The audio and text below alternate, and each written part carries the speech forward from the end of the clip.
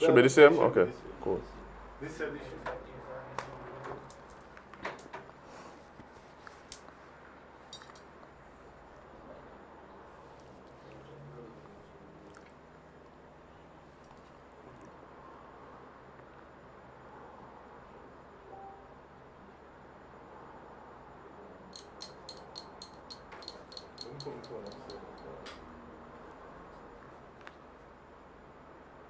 Okay.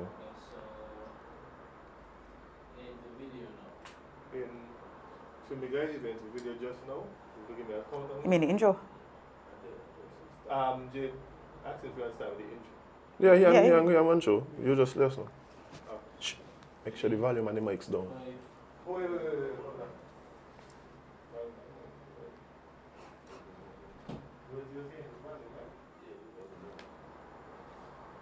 Yeah, that ain't you with you. And then you're going to turn it back up once we start. Yeah. 3, 2, 1.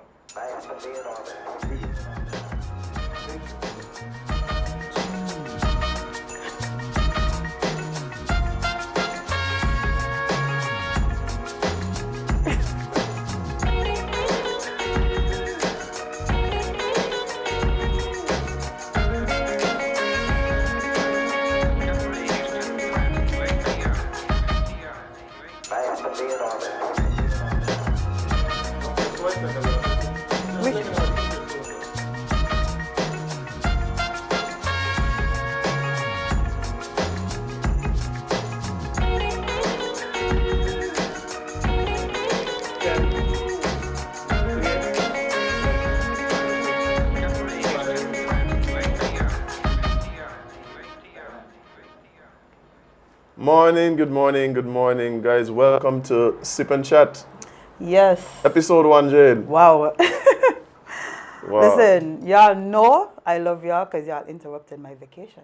Yeah, we were just hanging around and people decided that the Sippers needed us. Imagine that. Yeah, and they was very hostile about it. Oh, man. But guys, Lord. I mean, we are so thankful to be here joining you this morning. To everyone who's watching live, to everyone who is going to be watching afterwards, and to everyone who's just going to talk about it. Appreciate you so much. And I think that's going to be the tone today, Jade. It's happy Valentine's Day as well to everybody listening. That's a thing? That's the thing, Jade. People still in love? Jade, love never dies. Love never dies. Oh, you could have fooled me. No, trust me. And I know today there's a lot of guys ducking and dodging. A lot of people's cell phone ain't working today.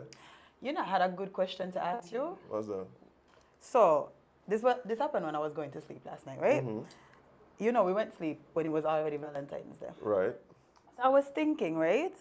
Suppose you have a girlfriend, right? But then you have the love of your life. Mm-hmm. But they're not the same person? No.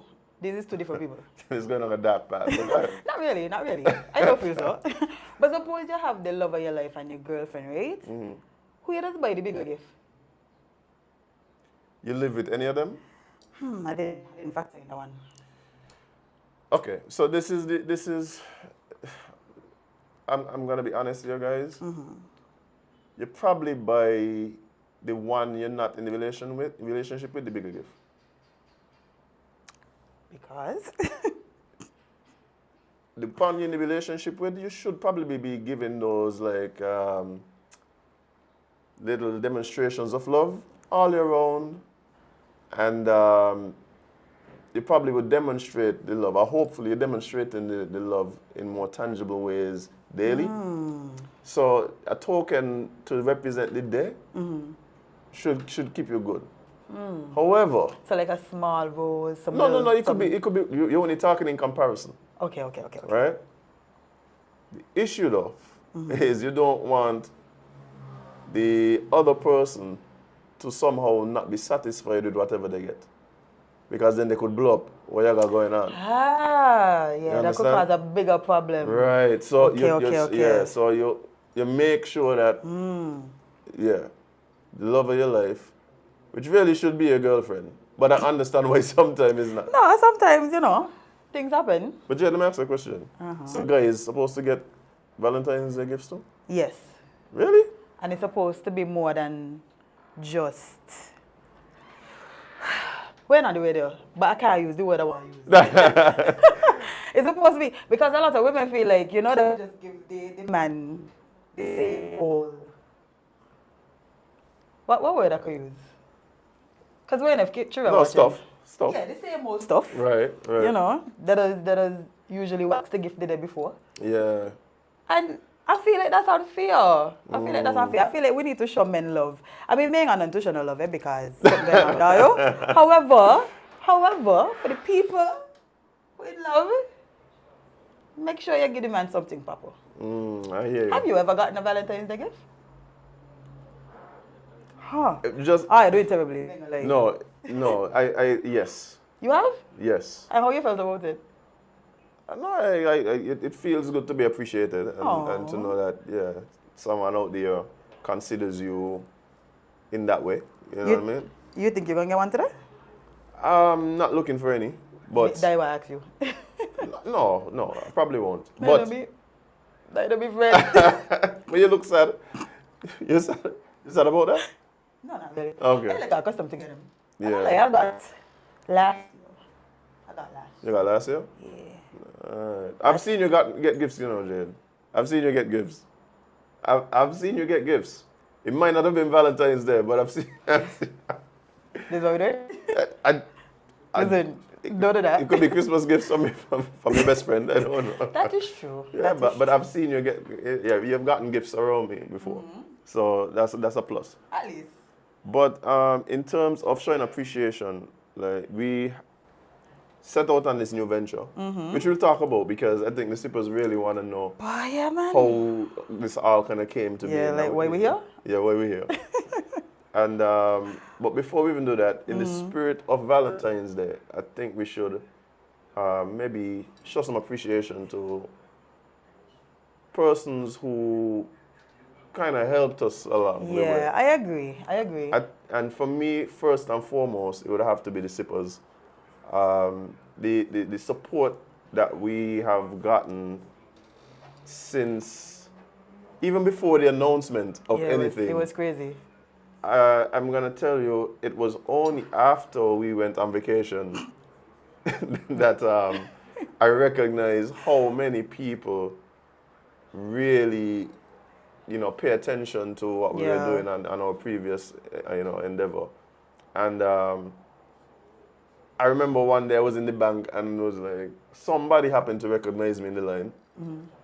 And the entire line looked around like, why are you in on the radio? No. Yeah, I felt so attacked and accosted. You can't feel what's that mean. You've seen some of the messages that I have gotten. Yeah, quite aggressive. Back now one time. I think he's been my most aggressive. Most aggressive sipper? No good morning, nothing. Just a bad word.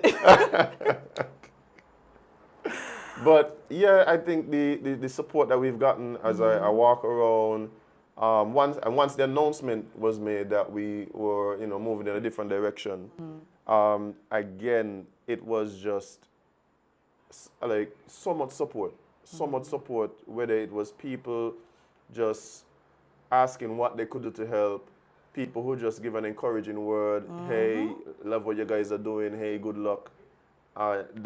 That went a long way, especially at times when things were getting a little crazy. Things were getting a little crazy. Just trying to get things set up. You guys know it is when you're trying to get a new endeavor off the ground. Literally. Yeah. Off the ground, and from scratch. In a week or two. Right? we did do it in like 2 weeks. Yeah. Wow. Yeah, it was kind of crazy. And then there were persons who I think kind of just came on board. We had my boy Nashon, who, helped us with a lot of the carpentry stuff. With nice sets. Yeah, see how sexy this be? Yeah. Yeah, so big up Nash one time. He's a genius. He works with me on all sorts of projects, and he just jumped on board. Whoever jobs he put off, sorry, but it's for the greater good of the country. For the greater good of the country, okay? So yes, so big up Nash one time. Special shout out to our friends there at Royal St. Kitts, the general manager and our management team. in particular, Chef Love. He has been like really big support. He Definitely. has given us will organize for the hotel to you know to sponsor us and help us get stuff going as well in terms of like some furniture and stuff like that. Speaking of hotels that we have to big up, Yeah. we have to big up MSR Hotels. MSR Hotels. Yes. Yeah. Oh yeah. Remember, Yeah. yes. They actually gave us some furniture as well. MSR Media on a whole. Yeah. You know, we're really looking forward to doing some work with them going forward. And yeah, I'm really hoping that comes through in a real way, because the vision that we have. It's crazy. Yeah, and I think we really line up. And we'll probably talk a bit about that later as well. Yeah. I mean, we can't get them too much today. Yeah, of course not. Can't overwhelm the sippers now. Yeah. The tea might spill out too much. Speaking of tea, let me just take a little sip here. Oh yeah, the thing is sip and chat, and we ain't sip since we started. By the way, right? I don't know what's happening in this country, Well, then, but I think we have a problem. okay. The amount of people that literally was like, so what we sipping? Alcohol? I'm like, it's 10 in the morning. Not even 10, It's 8. 8. Sorry, it's 8 in the morning. Why you want me drinking alcohol at 8 in the morning? Bush tea. Bush tea. They want me here drinking Campari. Campari first thing in the morning. They got a hat, Azem. Lord, I got a hat for I see what happened in the little video when I tried to drink one of your drinks. I must follow the people in beach. Yeah. It wasn't a bad friend. Let's not do that. I still don't understand it, Jade. It wasn't even Campari. It's not for you. Yeah, it's not for I me. have to stay in our lane. Yes, I'm quite comfortable in my lane actually. Yes. You don't go over there, you don't come over here. Yeah. Oh, and we have to big up Atnil Heiliger. OJ's Commercial Complex. They have been, quite accommodating. They, and just really a real source of support as well. Definitely. Yes. The conversations we had even leading up to today, constantly coming and checking on us, making sure that we getting through with everything. We asked them, we move out somebody out of their room, like. They've just Shout out to a good auntie. Yeah, Auntie Jasmine, big up yourself. But it's been really, really cool, the level of support they got. Julian as well. Julian was here till like midnight last night. As well. Still helping. I was getting to Randon. Helping us with that. Randon car, again, consultant, equipment specialist, like almost every role on that they had. Pseudo producer, like he has come on board as well. We have some good people in our life. Yeah. Like some amazing people. I've been very grateful and thankful for that, to be totally honest. Definitely. It's been one of the main highlights of this entire journey, I think, for us. And so it's really been really cool. Of course, I can't not big up the actual team of guys who have been just kind of working with us. I think we have a team. Oh my God. Imagine that, eh? We have a team. We have to do all of this by ourselves. No, it wasn't going to work, Jade. It wasn't going to work. Yeah, I'm going to tell you. And I want to... So we got Kinky Bass in the back. Wow, you really you got... A lot of people... Wait. So a lot of people know this is his name? No. Well, they don't know. Well, let me do this. I won't say exactly who is Kinky Bass. It makes sense. Right? And it could fit for either one of them, by the way. So... Wow. And Shutters as well. That's the team, Jade. But I thought it was good. That's the team. Say that, then say the actual names. But we said the actual names, but I couldn't say which and who was which. So I had to just... You know, Facebook have names. When they look up the right? They said the other one. Okay. No, but hear what? This morning we actually have 2 Darrions here. Wow. We have 2 Darrions here, and we have Ellie. So yeah, but all jokes aside, the team has been working tirelessly to make sure that we were able to do this today and do this going forward. And yeah, I'm eternally grateful to them. Big up yourself, guys, in the back. As well as, well, I want to give a special shout out to Darrione because last week I was not feeling 100%. And, you know, we came up here, we had to clean up all the construction work.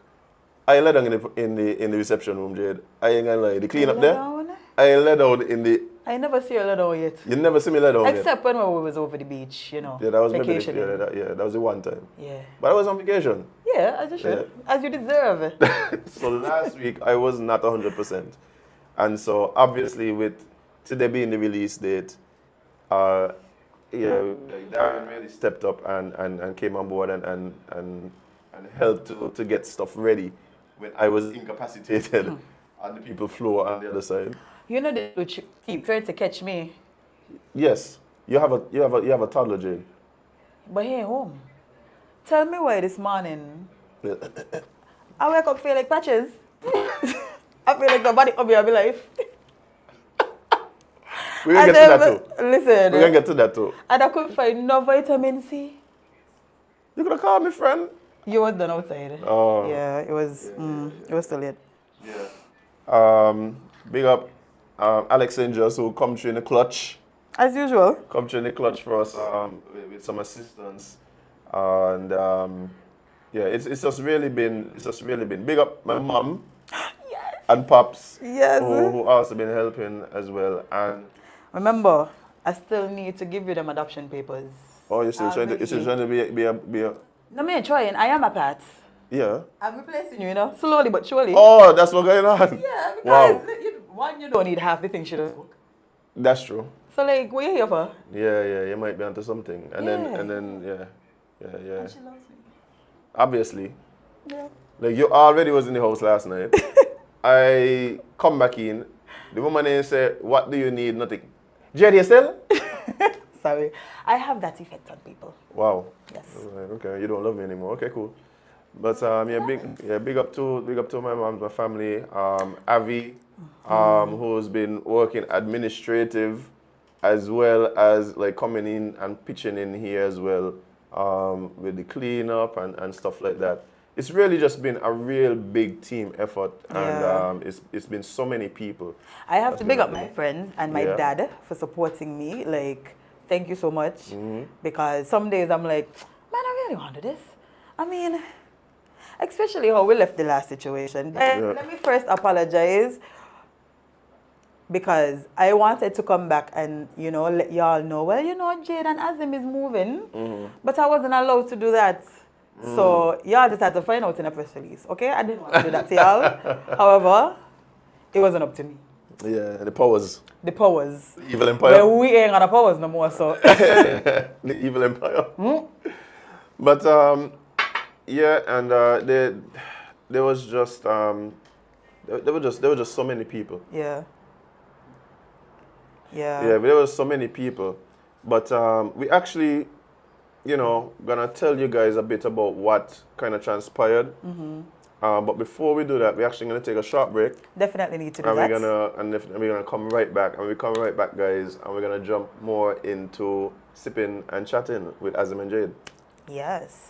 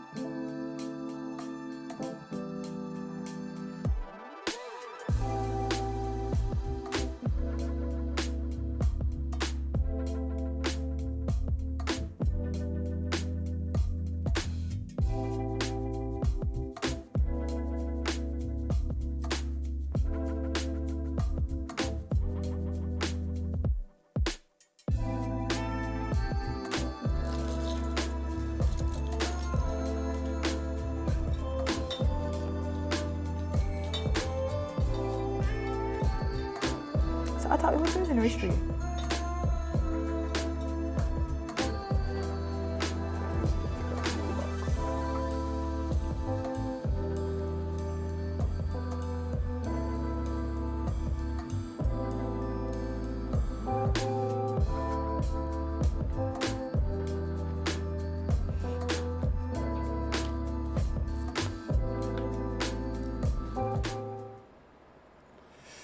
All right, welcome back, guys, to Sip and Chat with Azem and Jade. And before we took the break, we're actually talking a bit about the previous situation. Yeah. And yeah, for some of you might know that we were actually on a different network, different show, for about what, 2 years. Yeah. About 2 years. About 2 years, yeah. Yeah, and you know that relationship, you know, came to an end in, I'd say, January officially. To be exact, Azem, you messaged me the 1st of January. Was it 1st of January, I think you messaged me? Yeah, it might have been the 1st of January. Because I am posting inspirational quotes. That's what you think that's what you think I messaged you? That's what you reply to. Oh, really? Yes. He was like, you know what, Jade, you're right. And then I quit. I said, oh, this is one hell of a way to start the new year, boy. I didn't even think about that, to be honest. Yeah. I didn't even think about that. But yeah, it was definitely something that we had been discussing for a while. Not necessarily moving on, but you know, things that we would have liked to change and see improve. Adjust. Yeah. Yes. And for you know, for clarity and I'm being as transparent as I want to be, or as I can be, without trying to sound salty, because that's not what it is. Like, it's no. There's not really salt. Is there? Let me do some self searching first. Yes, that is the theme for this year for me, by the way. Yeah, what's the theme? To search within myself. Yes. To be a better person. I know I was angry before. In Oh, 2022. So you're trying to be like Zen Bailey now? Yes, I'm trying to take a page out of your book. A sip out of your cup. Ah. Yes. I like that actually. But am I salty?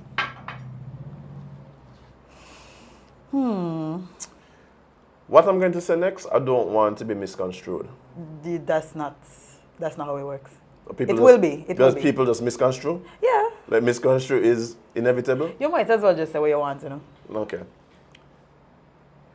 I think we have this thing where a lot of us are so concerned about coming off a certain way that we don't live in our truth. And I think the truth is, a lot of us out there want to see people fail. Some hard truth right there, boy. I think a lot of us want to see people fail. That doesn't mean that we don't also love seeing people win. True. Two things can be true, as you say. Two things can be true at the same time. Now, that being said, I want to see them fail. I ain't even gonna lie. Because I'm trying to be honest this year, Jade. Oh. I'm trying to be honest. Whoa. But that doesn't come from the place that people might think it comes from. I think for me, it comes from a place of wanting to see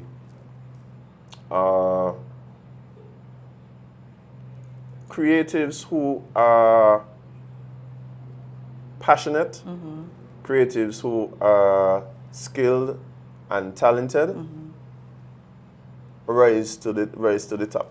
Yeah, as they should. Right? I feel like that's fair. And I think what has been one of the factors limiting some of that happening has been the dynamic between those who have inspiration and the talent and all those other skills that I just mentioned, and the people who have the resources to facilitate that. Yeah. Where sometimes the people have the facilities to support those people, believe that because they are the ones who have the resources, that they control they control what should happen and what's going to happen, right? And it leads to a devaluing of the creative aspect, right? So that's kind of what I'm talking about. It's not necessarily like, oh wait, no. It's more, I just want to see more. I want to see more of this. We as creatives, we need to know our worth, basically. Right. We need to, and we do. We have always. That's one thing about us. Like we've never been delusional. Yeah, even though I tell you I live in delusion, I still feel like I disagree though. I disagree. With which part? With us knowing what our worth is. Oh, sorry, I mean in living in delusion. Oh no. We definitely live in delusion. Okay. You don't think we know what our worth is? Nah. I think I see too many of us. I mean us personally, you know. Me and you. Yes, I thought I mean creatives. Okay. No. Yeah. Okay, good. Okay, yeah, definitely. Definitely. Creatives on a whole, no, definitely not. Yeah. But us, we've seen some truths and we've known some things. Yeah. And the things have led us to here. Yeah. In a nutshell, we were having discussions back and forth with management and directors of the previous situation, and speaking about a need to have like compensation reflect more what we felt we were bringing to the table. Yeah. Right, and the discussion lingered on for quite some time. I'd say maybe like a year and a half, maybe. Yeah. And you don't know how bad it got, Like these things that I have not told you, Like I think I assumed some of what those conversations were, just based on what was obvious. And I could understand when people have a difference of opinion in terms of that. What I feel more, feel more uncomfortable with is when I feel there is that air of disrespect coming in, a month to answer emails and that kind of thing. Like that's when crazy. Yeah, that's when I get things. So eventually got to a point where it was obvious to me that we weren't going to get to a place where at least I felt comfortable. Bear in mind, fun fact, I was never actually an employee of the previous thing. A lot of people thought I worked there. Oh no, it's only me. Yeah, but Jade was definitely employed there. Yeah. And so. And Azem actually inspired me to quit. No, hold on. Before we even get to that, because I don't. Like, so you did it.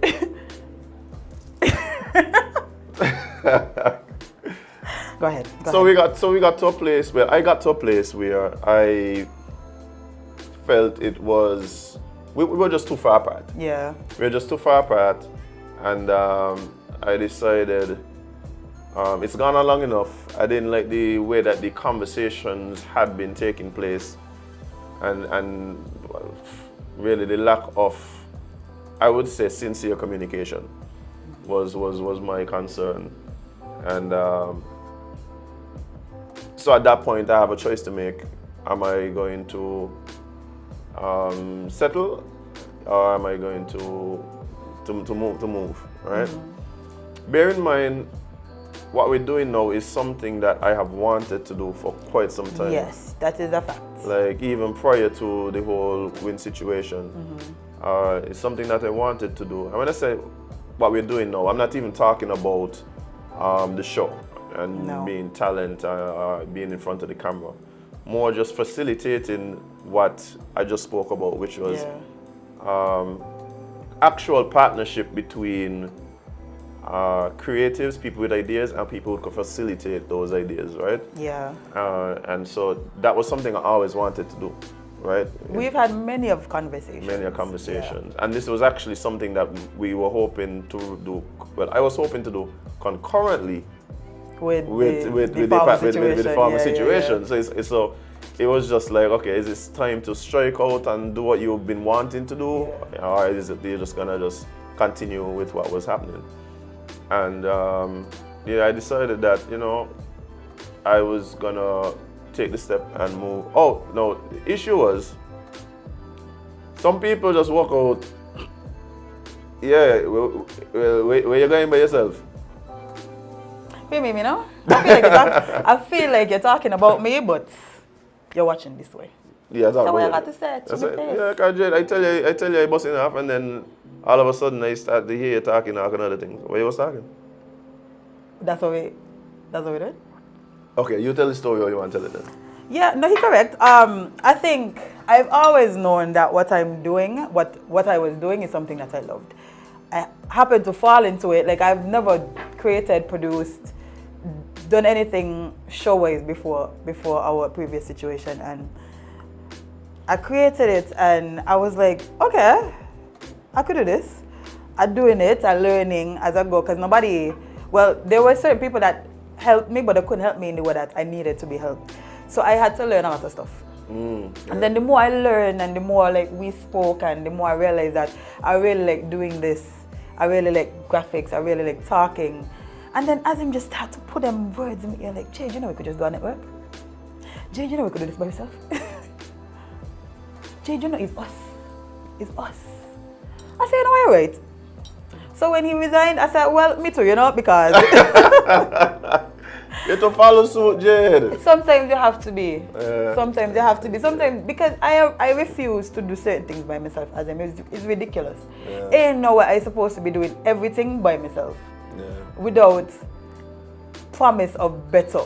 And that's all I wanted. I just wanted better for the previous situation. On a whole, not just for the show that we were on, the show that we created, but the whole establishment, and I just couldn't get that done. I just couldn't get to a place where I felt comfortable enough. And losing Azem was my 13th reason. I said, you know what? For this year, I want better for myself. Yeah, and I think that is very brave, right? Because it's risky. It right? was, going from a situation where you you could look forward to a check and the stability of being employed by somebody else. For me, this is pretty much, I'm in my element here, right? So this isn't anything new for me. Like, I've not worked for anyone since 2007. Congratulations, friend. Like, I haven't been employed. I haven't been employed by anyone in that capacity since 2007. So for me, it was not as scary as I would imagine it was for you to turn your back on a check. Like, how that was though? Like, how? To be honest, because I know that I was in a space where I could be self-sufficient. Because one thing about me, I've told you guys this on previous show. I don't stay at a job if I am unhappy. I always choose my peace of mind and happiness over any money. And because I know the skills that I have, like I'm a graphic designer, I do this all the time. And I have other clients. I know I would be okay. Like, I know if going into this venture, if I am now, we are now our own bosses, we're going to be okay. Yeah. So we created a company. We created the Sugar Factory. Yeah. So people been asking me like, what is Sugar Factory and like how does that work and stuff like that. So for those of you who were sipping with us prior to this arrangement, it's almost like we were on a particular station. That station broadcast over the airwaves and radio and did internet as well. And then we had a show on that station. Well, now the network that we're on station is the Sugar Factory. And the show that we are doing right now is called SipNchat with Azem and Jade. So I think that kind of helps people recognize or understand what's happening. Yes. And we really are looking forward to producing even more content. Oh no, we have some things in the works. We have some things in the works. So basically, myself and Azem, we own the Sugar Factory. Yeah. We own the Sugar Factory. We also own the show fully. But they're gonna come tell me that they're putting in this and that, so it's theirs. Well, I mean, we both know that make no sense. Yes. But, However, yeah. sometimes it's just best to let people. Yeah. Because that's another thing that people keep asking me. How they could then? And I thought y'all, and I was Yeah. Creators will create. Yeah, that's one thing people can't take from us. Yeah, creatives will create, and so we felt like you pick your battles, and we had too much energy and time and resources to put into ensuring that we got what was next up and running to have to fight up our previous situation. Like that was just gonna be a distraction, and so we just move forward and into the next thing. And I'm actually really excited about what's to come. Somebody asked if we got sugar cakes at the factory. Listen, if actually, I want to sponsor some sugar cakes. I know exactly who to talk to, Jade. And I like mine with some extra special ingredients. No, wink, wink. But if that person does those as well, you know. Oh, well, I know I had some amazing sugar cakes from a sipper one time. What kind? All sorts, Jade. All sorts Oh. of, all sorts. So, yeah, we definitely... I had a sugar cake in a long time, though. Yeah, but you know, I don't really do the sugar thing. Yeah. But sugar cake is cultural. It is. And you have to have a sugar cake now and again. Yes, I agree. Yeah. But you know, let's jump into the meat of the matter. We don't tell y'all the backstory. We're happy that y'all here, but I know y'all come for something. Yeah. Yeah, y'all come to hear the news and the gossip and the melee, as we like to call it here. Well, for me, I just kept getting messages from you and thinking to myself, We're gonna talk about this on the show. maybe it's a good thing that made on the radio right now. Oh dear. Because the world was wilding while we were away, Jade. Yeah, the world was wilding while we were away, and it was just so much good content. What was some of your favorite things that happened while we were off? Listen, me ain't gonna lie, right? Y'all start this year with a bang. Yeah. I don't know if it's the leftover energy from Carnival. Okay. Because you know, we leave Carnival on a hype. Right. I don't know if the hype continue. Right. But some of y'all. Oh, I needed to be there for that dancing in the street, the post-carnival conversation. I was listening to you when you were on the radio, and just you see how they were trying to cook me? Yeah. Azem, don't do me that again. You don't ever leave me by myself with these people, these savages. Hey, big up to big time sipper Carla one time. Carla open a whole Pandora's box and just leave me by myself. Listen. Boy. Man, that was something else. Yeah, it was. But I really enjoyed that conversation. I think that was one of my favorite conversations for the year. Oh yeah, definitely. Yeah. Definitely. I could see that. But yeah, what else went on? well, you know, I want y'all to tell me, friend to friend, who called it a Apache show?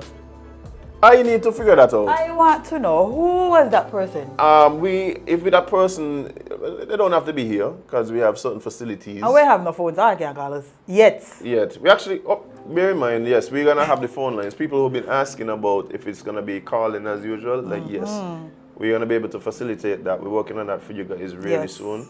We really want you guys to be a part. And the WhatsApp number, don't forget. Yes, and WhatsApp number. But you could still always comment, and we interact with you guys that way. Bearing in mind, make sure you guys share the link, share, like, subscribe, and somebody please share it with whoever it is calling Apache Show. We need to have a conversation. Tell them we're looking for him. We're looking for him because you know, I think my favorite part of the conversation was how unfair his passage was. You know, Patches ain't even. Jade, the man ain't even. Jade. You know, he wasn't even moved. The man has nerves of titanium. This is like, you looking for boys? We don't have boys here. Wow. Y'all play too much. Yeah. No, my favorite part of that was the preamble to the statement. Is it straight on? Are we live? We live? Okay. That was the best part of the whole thing for me. Speaking of Patches, not specifically singling him out, but he's the latest person to do this. Let me tell you something, right? We have to take funerals a little more serious. Oh boy. I don't know why, right? It's always the people who don't know the songs deciding this is the time for them to go up and sing. They don't know the song as him. Yeah, that's actually a thing. Don't let them do that at my funeral, you know? No, Jade. No, Hold the mic. No. Hold the mic. We're gonna have like a hook. Or you could just like hook people like Yeah, their follow. I don't embarrass me. I'll get up and walk out the church. I don't embarrass me. Yeah, but he's been having a year. Yeah, this is a good start. We don't know if February is going to. Oh no, but the church thing happened in February. Yeah, no. It's a year, Jade. Like, wow. I'm really hoping that today being the love day, he could find love and get rid of all that bad energy. That bad energy that's been going on. Bigger patches one time. Yeah, man. Yeah. He doing it. But Jade, of course, one of the main things that happened, and of course it was not pleasant at all, was the homicide that happened right there at Uncle T's, and it was. That wasn't even the first one. Yeah, that I was know. just the. I know, but I think that was so brazen. Yeah. Because nobody expects to go into a food joint.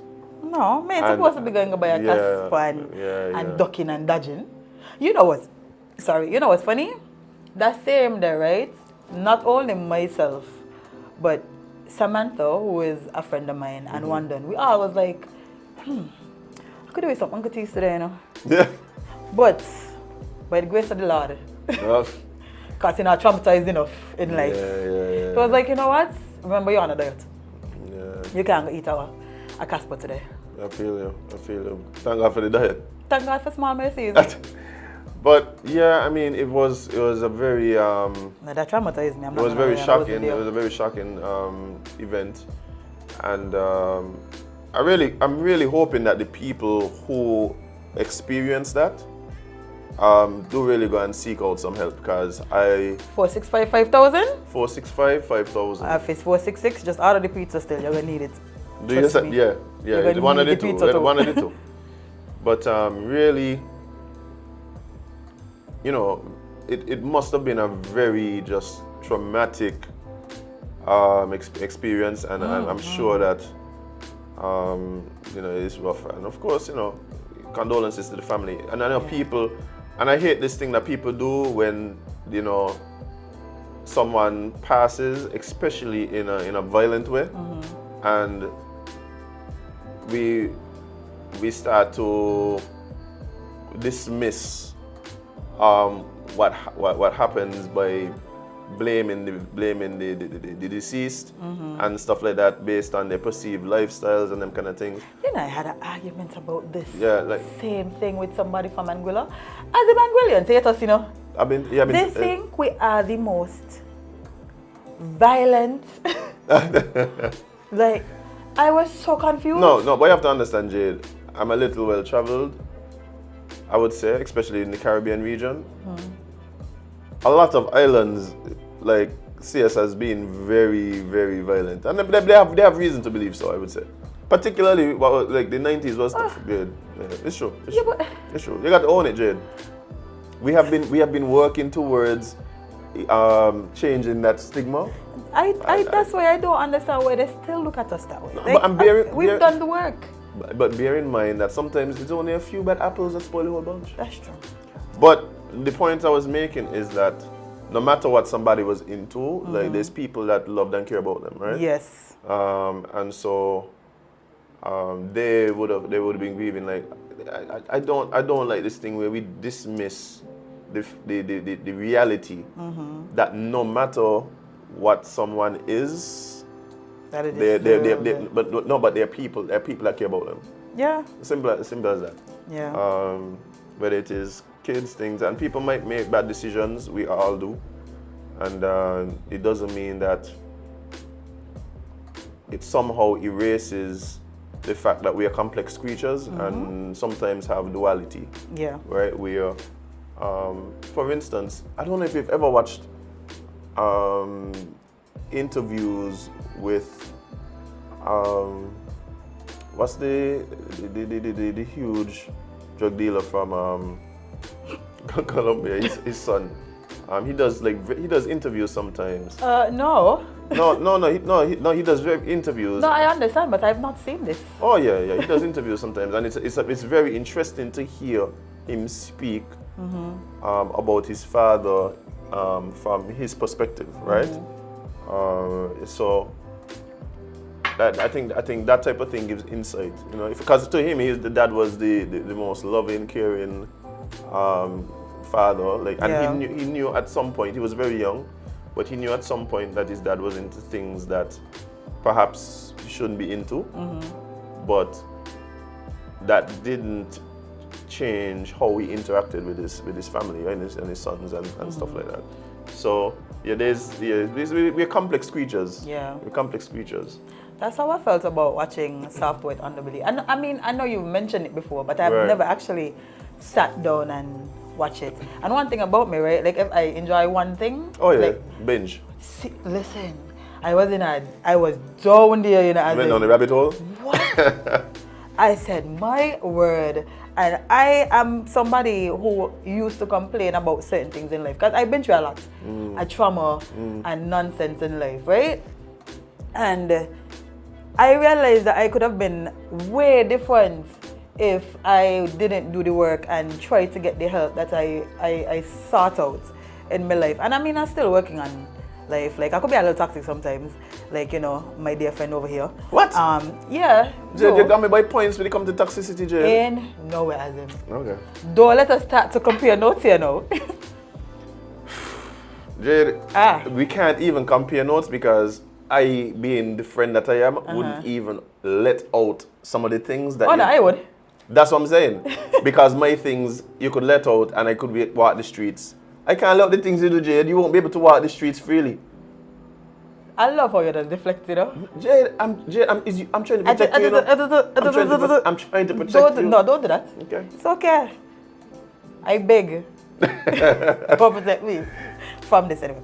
But yeah, it just showed me that no matter what it is, like, at some point you could try to change certain things. And that's one thing I realized about a lot of the people on that show as well. They not only were they into certain things that we would look down upon or judge them for, but they actually, well, some of them actually were trying to better themselves or change trajectories, and we all could. And that's something I think I took away from that. Like, no matter what age you're at or no matter what it is that you're experiencing, if you decide that you could change and put in the work to change, and of course have the help and the facilities and all of these necessary, that there's possibilities. So, you know, that really just opened my eyes. Like that, I mean, I'm not somebody that really likes to judge people, and I know we should bring back shame. No, that's something you know how I feel about to judgment. I am very pro-judgment, right? Yes. But I'm also very pro-empathy. That is it. So I think what happens is that we sometimes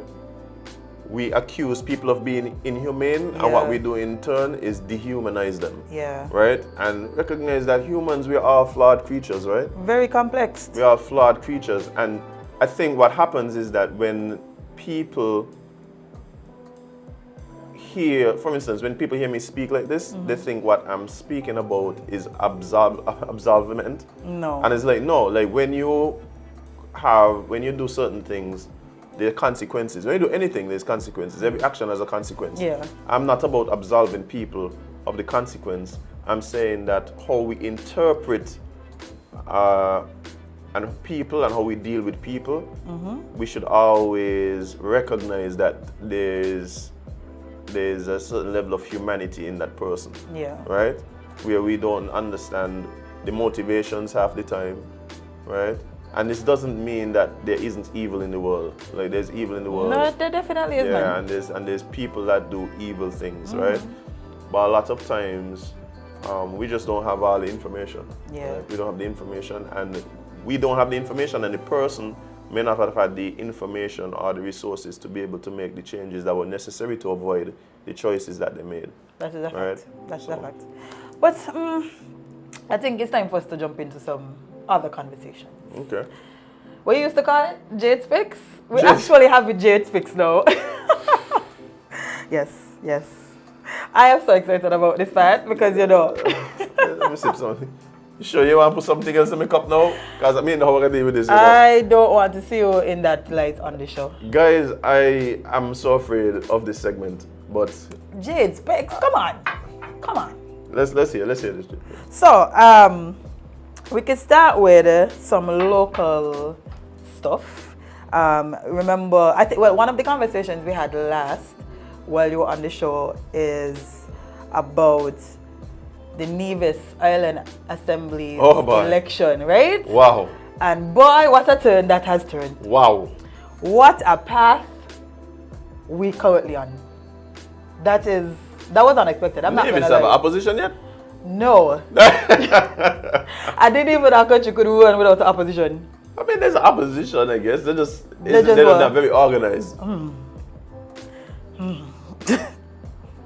Like, and you guys know, I just tell you my straight feelings about these things, and my mind does go some different places. But tell the people a bit about what went down now. So yeah, after the Nevis election where the CCM party won, I think the last thing we saw is that NRP was going to quit. Right, that was the last. They were challenging some of the results. Yeah. And I think it was 2 of the districts. And then our favorite means of communication, voice notes. Wow. A voice note came out and everybody was like, huh? What happening in the camp? What happening over there? And then, you know, things they started to move. Of course, our friend over in Nevis, Big Drip, was having a blast with the updates. As he showed, because I would have, like, listen, if I was the leader of the opposing party, right? And my competition in Jambles, you best believe these jokes gonna fly. Yeah, he's been having a field there. Yeah, they've been making it easy for him, I'm not gonna lie. Yeah, but look, okay, let me tell you something, right? You know, it's like, this is totally like coming out of my brain, and my brain does some weird things sometimes. I can just imagine the WhatsApp message thread between the group chat. Not even the group chat, the personal chat between Drip and Cleo. Well, you know we're gonna ask her Friday because she will be our guest on Friday. Yes. She's coming to tell us the tea, to tell us all the things that have been happening. We want to hear from her. I feel like we need to get all of the sides. I don't need the sides. What I need, you want the sides? I don't want the sides. What I want is the WhatsApp. Don't delete no messages. I want to see. That's not happening, friend. I want to see. That's a big dream. Because my thing is, if I was Drip, I'd have just been like, that's it, girl, don't send them here. See, they didn't even appreciate you. You been in here how long? Them they just come? You've been winning the seats, them. He's been holding it down. It's you. I look them now. We would have been instigating the heck out of the situation. Oh man, that would be amazing. That would be amazing. But I do have an update article. And it says the NRP suspends Deputy Leader Cleone Stapleton Simmons, which is even crazy to read. Like, I tell you, I've never seen these things happen, you know. In my little history of paying attention to these things, I've never seen these things happen. Have they ever? You probably been. I mean. No, I lie. Yeah, we've had infighting. Yeah, and we've had infiring too. Because remember when Honorable Denzel Douglas, he fired 2 of his ministers, Uncle Timo and Uncle Sam. Yeah. Well, no, I lie. He fired Uncle Timo. Uncle Sam quit. Yeah. I think that's what happened with Uncle Doyle? Man, no. Uncle Doyle quit too?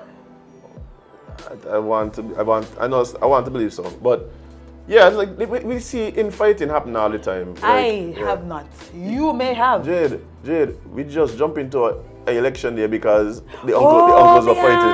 How I could forget them? The uncles were fighting. How I could forget? So this happens. The whole crumbling of the administration. But you have persons who generally get involved in politics a lot of times. You know, they are people of people who have worked hard in other areas of their life or have had to push. They have a certain chip on the shoulder, maybe they possess certain personality traits. Like I said, different occupations attract people with different personality traits. Facts. So maybe this is something that is kind of part and parcel with thing. And this isn't a Sinkits thing. You know, we'll be giving Sinkits examples, but I mean, all over we see literally see Liz Truss whole administration say, you got to go. Yeah. May know where you're going, but not in here. Yeah. And she was what, 15 days in? 15, 14? About that.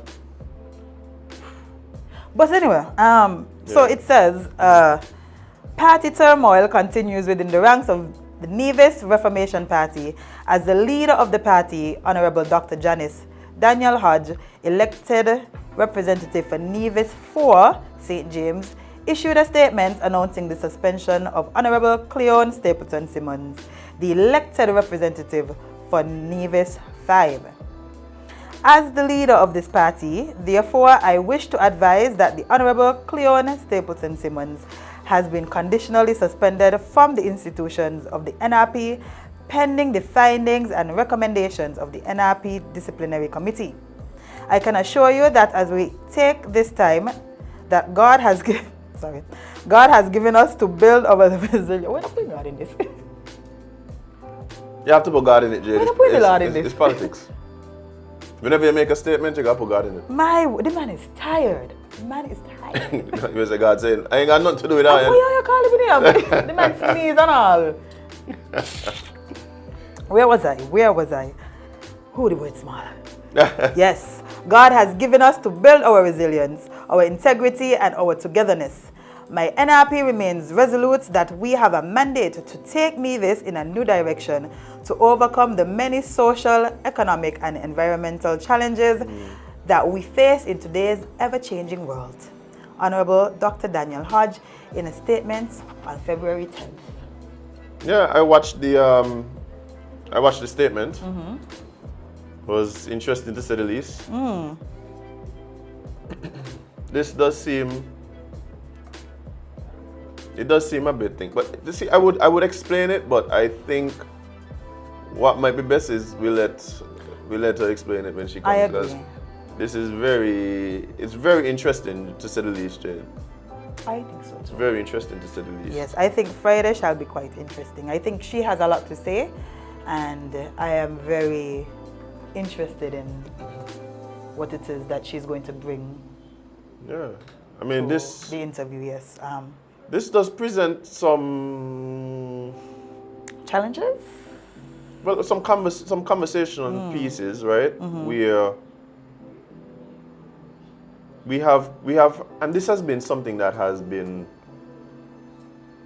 in discussion in different ways, right? I mean, it's not necessarily the leader of the country, but that has been something that has come up a lot lately in terms of who will lead the country and who determines who leads and who gets to lead, and where, like, how much does support play into that versus convention, and that has been a discussion. And here we are in this particular position, and we're having a similar conversation about: is it about convention? Is it about adhering to tradition, or the expectation, or are there other factors at work when we're talking about things like who should be in certain positions and stuff like that? Now, for me, this makes all the sense in the world that we're having these issues when it comes to politics, particularly in our system. The reason being is, although there's a process by which people are put up for these, or become nominated and become candidates and stuff like that, in terms of actual requirements, Jade, I almost feel like you need like more actual requirements, a qualification, like. What are the qualifications to be like? become? No, but you can nominate. I think the only nomination I think is to run is you have to be a citizen. You mean the only prerequisite to winning? Yeah, prerequisite. Yeah. You have to be that's it. Yeah, just a citizen. You just have to be born here. Ha. But I don't even think you don't even have to be born here. Just, yeah, you have to be a citizen. No, I think economic citizens are not included in that. I don't think. And but yeah, that's pretty much it. So I could just decide. You can, of course, when it comes to nomination day, you would have to you'd have to find 2 people to nominate you and stuff like that. But I think it's easy. Yeah, listen, I got 2 people in here right now that would nominate me now. Yes. So I good. Yes. A matter of fact, you think we should? Nah. I'm not. I'm definitely not. I am not. Y'all are insane when it comes to politics. Not me. Y'all ain't gonna dig up all my skeletons from before I born, my parents, my grandparents, people that wasn't even related to me, but y'all feel like they're related to me, not me. I ain't about to go to that. Jade is speaking about the things that I refused to say on the camera a few minutes ago. Yeah, I like those as well. No, those as well. I like how y'all hearing the admission. Those as well. The admission of toxic. Yeah. But I feel like y'all would be worse as him. I feel like, no, actually, compared to some of the politicians we kind of had, like, yeah, you're light. I write in line. You fit right in, actually. you would fit right in there, friend. Oh man, but yeah, I think that's basically that's the main prerequisite. So, and I said that to say that the barrier to entry isn't that high, one. But also what that then means is maybe that's why there's less of these stipulations in terms of who should and who shouldn't, because what I find happening when I talk to people about this is people having different views on it. Even the previous situation that we had with the team unity administration, persons had different views as to how that should have played out. The decision of the Governor General, people had all different opinions on that. And even in 2015, people had different opinions. Yes, but look at even this situation now where you have 2 persons who were elected. One person being the leader, one person being someone who could possibly, again, I don't want to speak for her because I'm really looking forward to speaking to her. But perhaps the argument could be made, hey, I'm in this particular position, I'm senior, right? I have been here for more time than anyone else on this side of the bench. And that experience, because experience should count for something, right? It should, yes. That experience qualifies me for this position more than... Now, bear in mind that might have been said about... But suppose that argument came up on the government side here after our election, where you had like the Honorable Economist Maynard, Jeffrey Hanley, the previous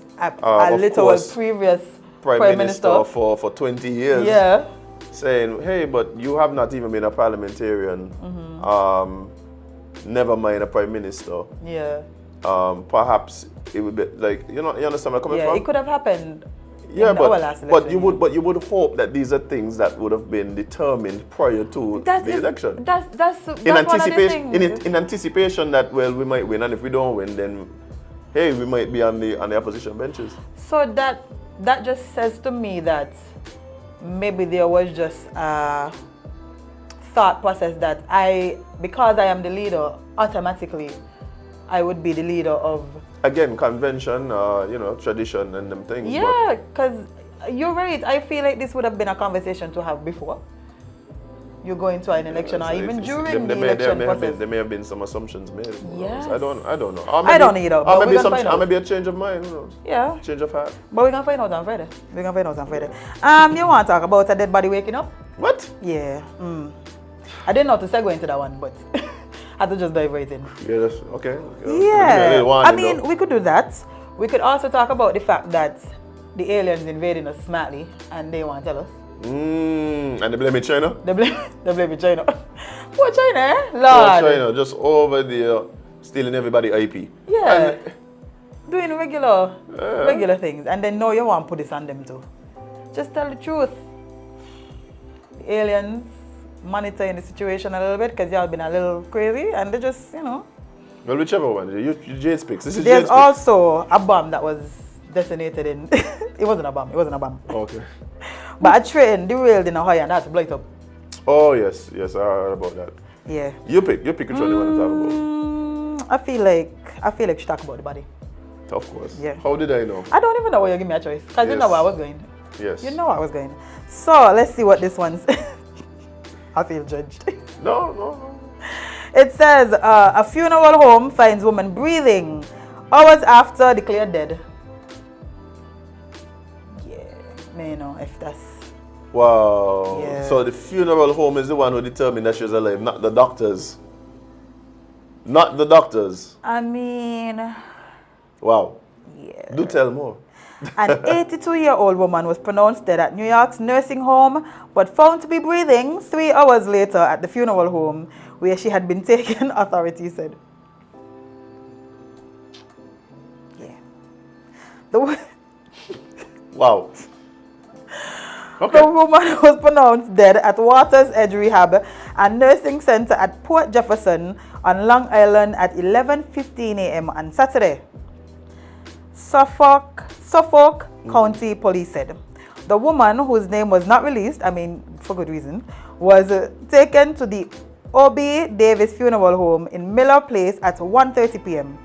It's a long time. Police said in a news release. She was discovered breathing at 2:09, they added. The woman was taken to the hospital. No update on her condition was available as of Monday. The case has been referred to the State Attorney General's office for investigation, police said. The State Health Department is investigating, as well, spokesman Monica Pomeroy said, adding that she could not elaborate because she probably confused. Yeah, you don't want to talk about that too much. What you could say? Yeah, you don't want to talk about that too much. We thought she died? That's not really. My bad. I mean, when we check her, she wasn't, No, but anything you say now can and will be used against you. As it should. When they sue you. So you probably and they will. Yeah, you probably shouldn't say much. Oh dear. Wow. An email seeking comment was sent to the nursing home. A person who answered the phone there hung up.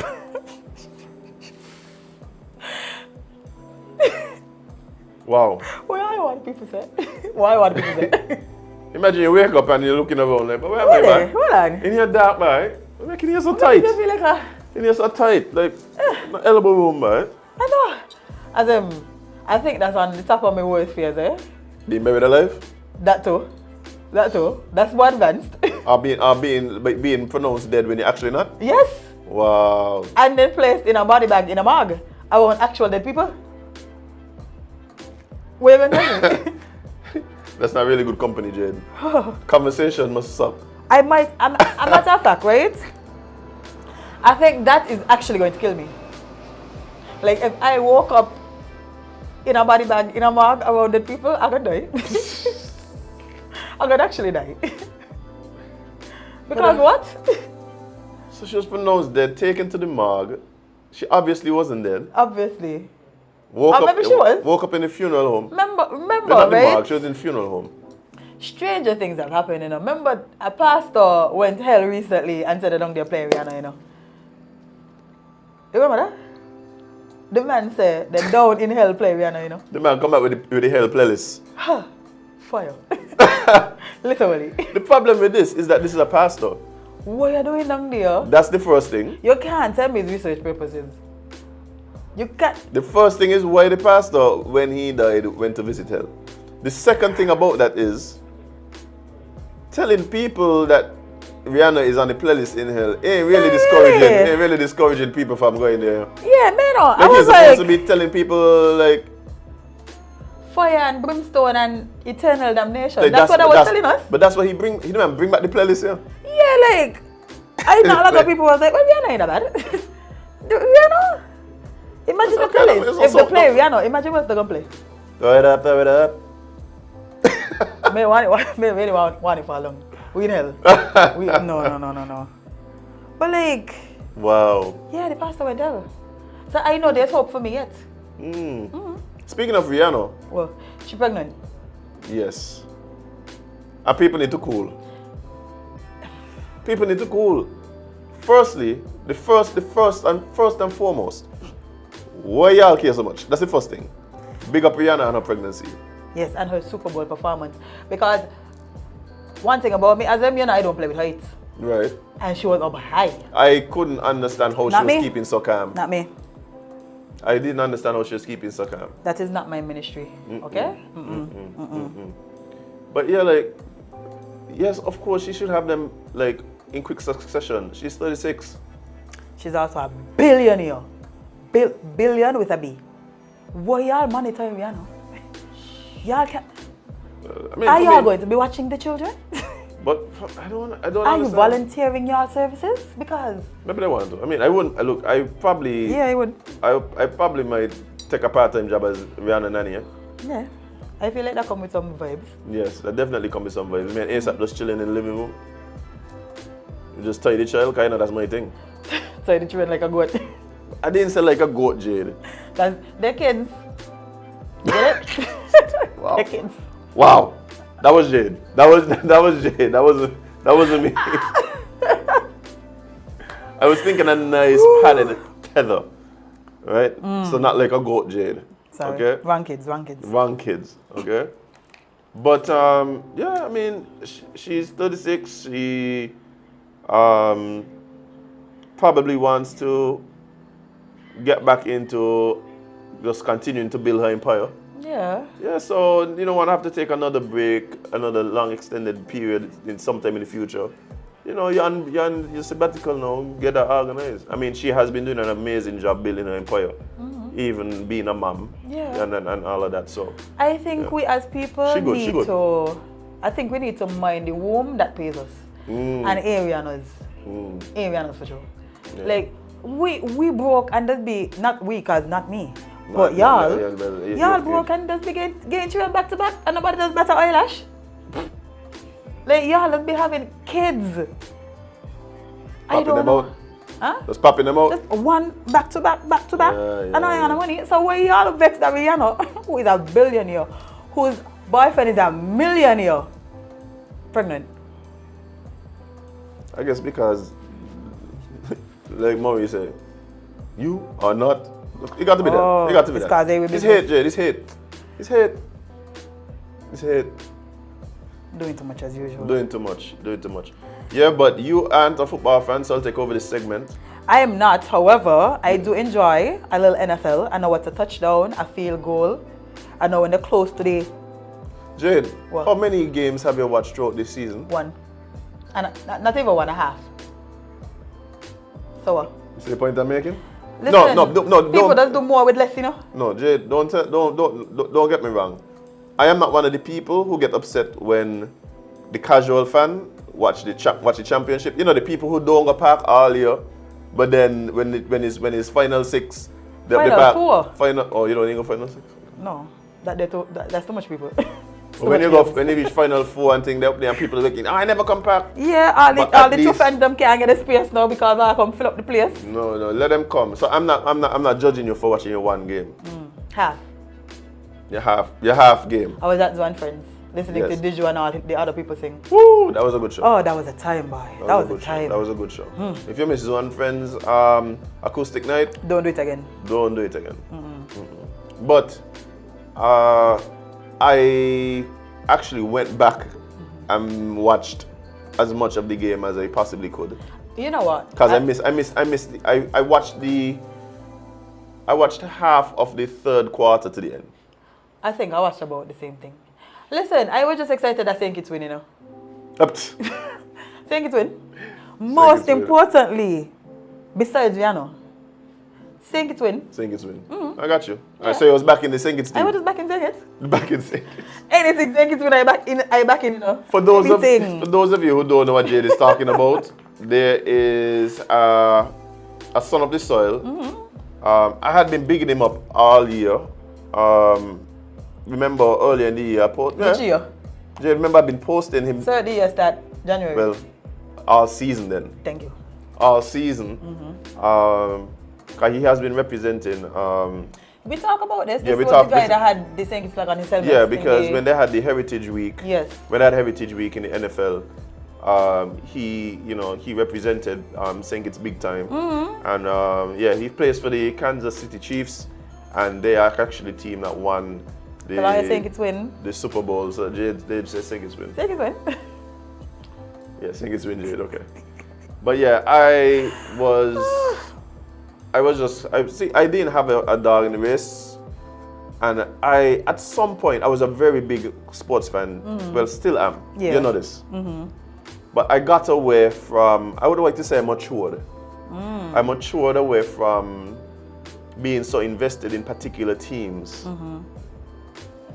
I had a eureka moment like some years back about how much energy I was putting into back in particular teams. I was like, look, I never. You was out here being a super fan? I was a super fan, Jade.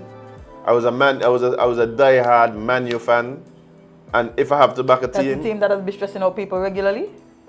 I mean, we're doing pretty good right now. Big at Rashford one time. Yeah, I realized something about me, right? Now you're saying all of this, it's fact, something. I don't want whatever person I decide to end up with to be that big of a football fan. Because when your team lose, you ain't gonna change the energy in the house. No, Jade, that's where you come in, Jade. You're supposed to help him lift it. I don't think that's possible. The way some of y'all behave when your team lose. Jade, how well? Jade, you see, let me go off on a rant right here. Lad. What's everything for? This is what I'm talking about, guys. They want us to be emotional and passionate and express our true feelings. And then when we do it, it's like, no, you ain't gonna come change the mood in the house, Your true feelings is fine, but what you're trying all the things are the dressing table because your team lose. But how do I express my frustration? Healthily. You know what I do? I journal. But Jade, it's not for you to decide. It's not for you to decide how someone expresses emotions like frustration and anger, right?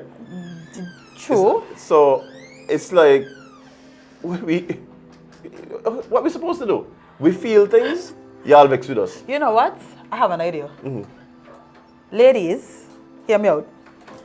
Football days, I need y'all to go to a place where it has like inexpensive plates, and place them in a spot where if he lose, he could go outside and go ash them.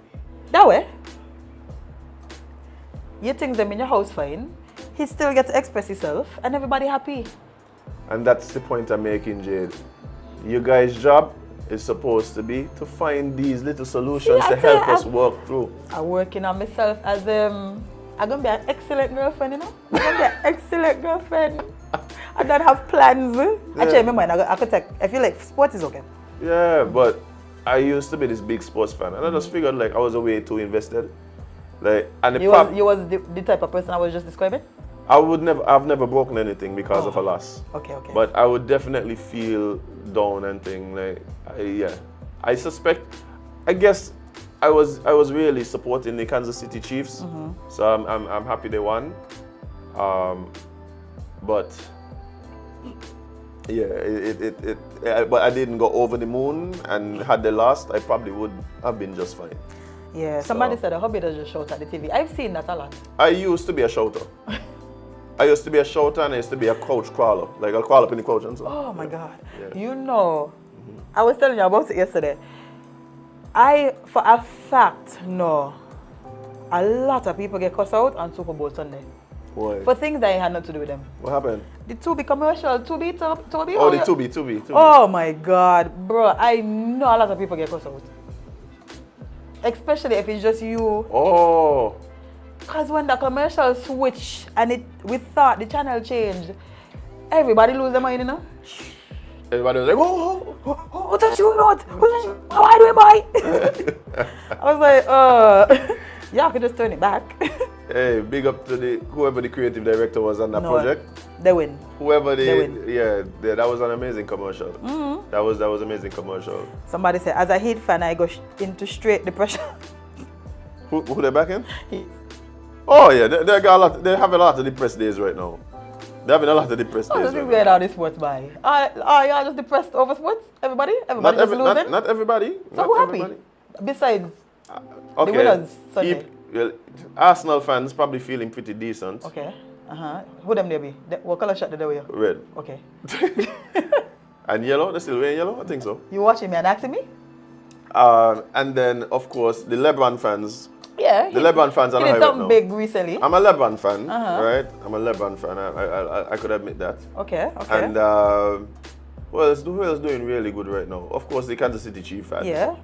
Doing really good.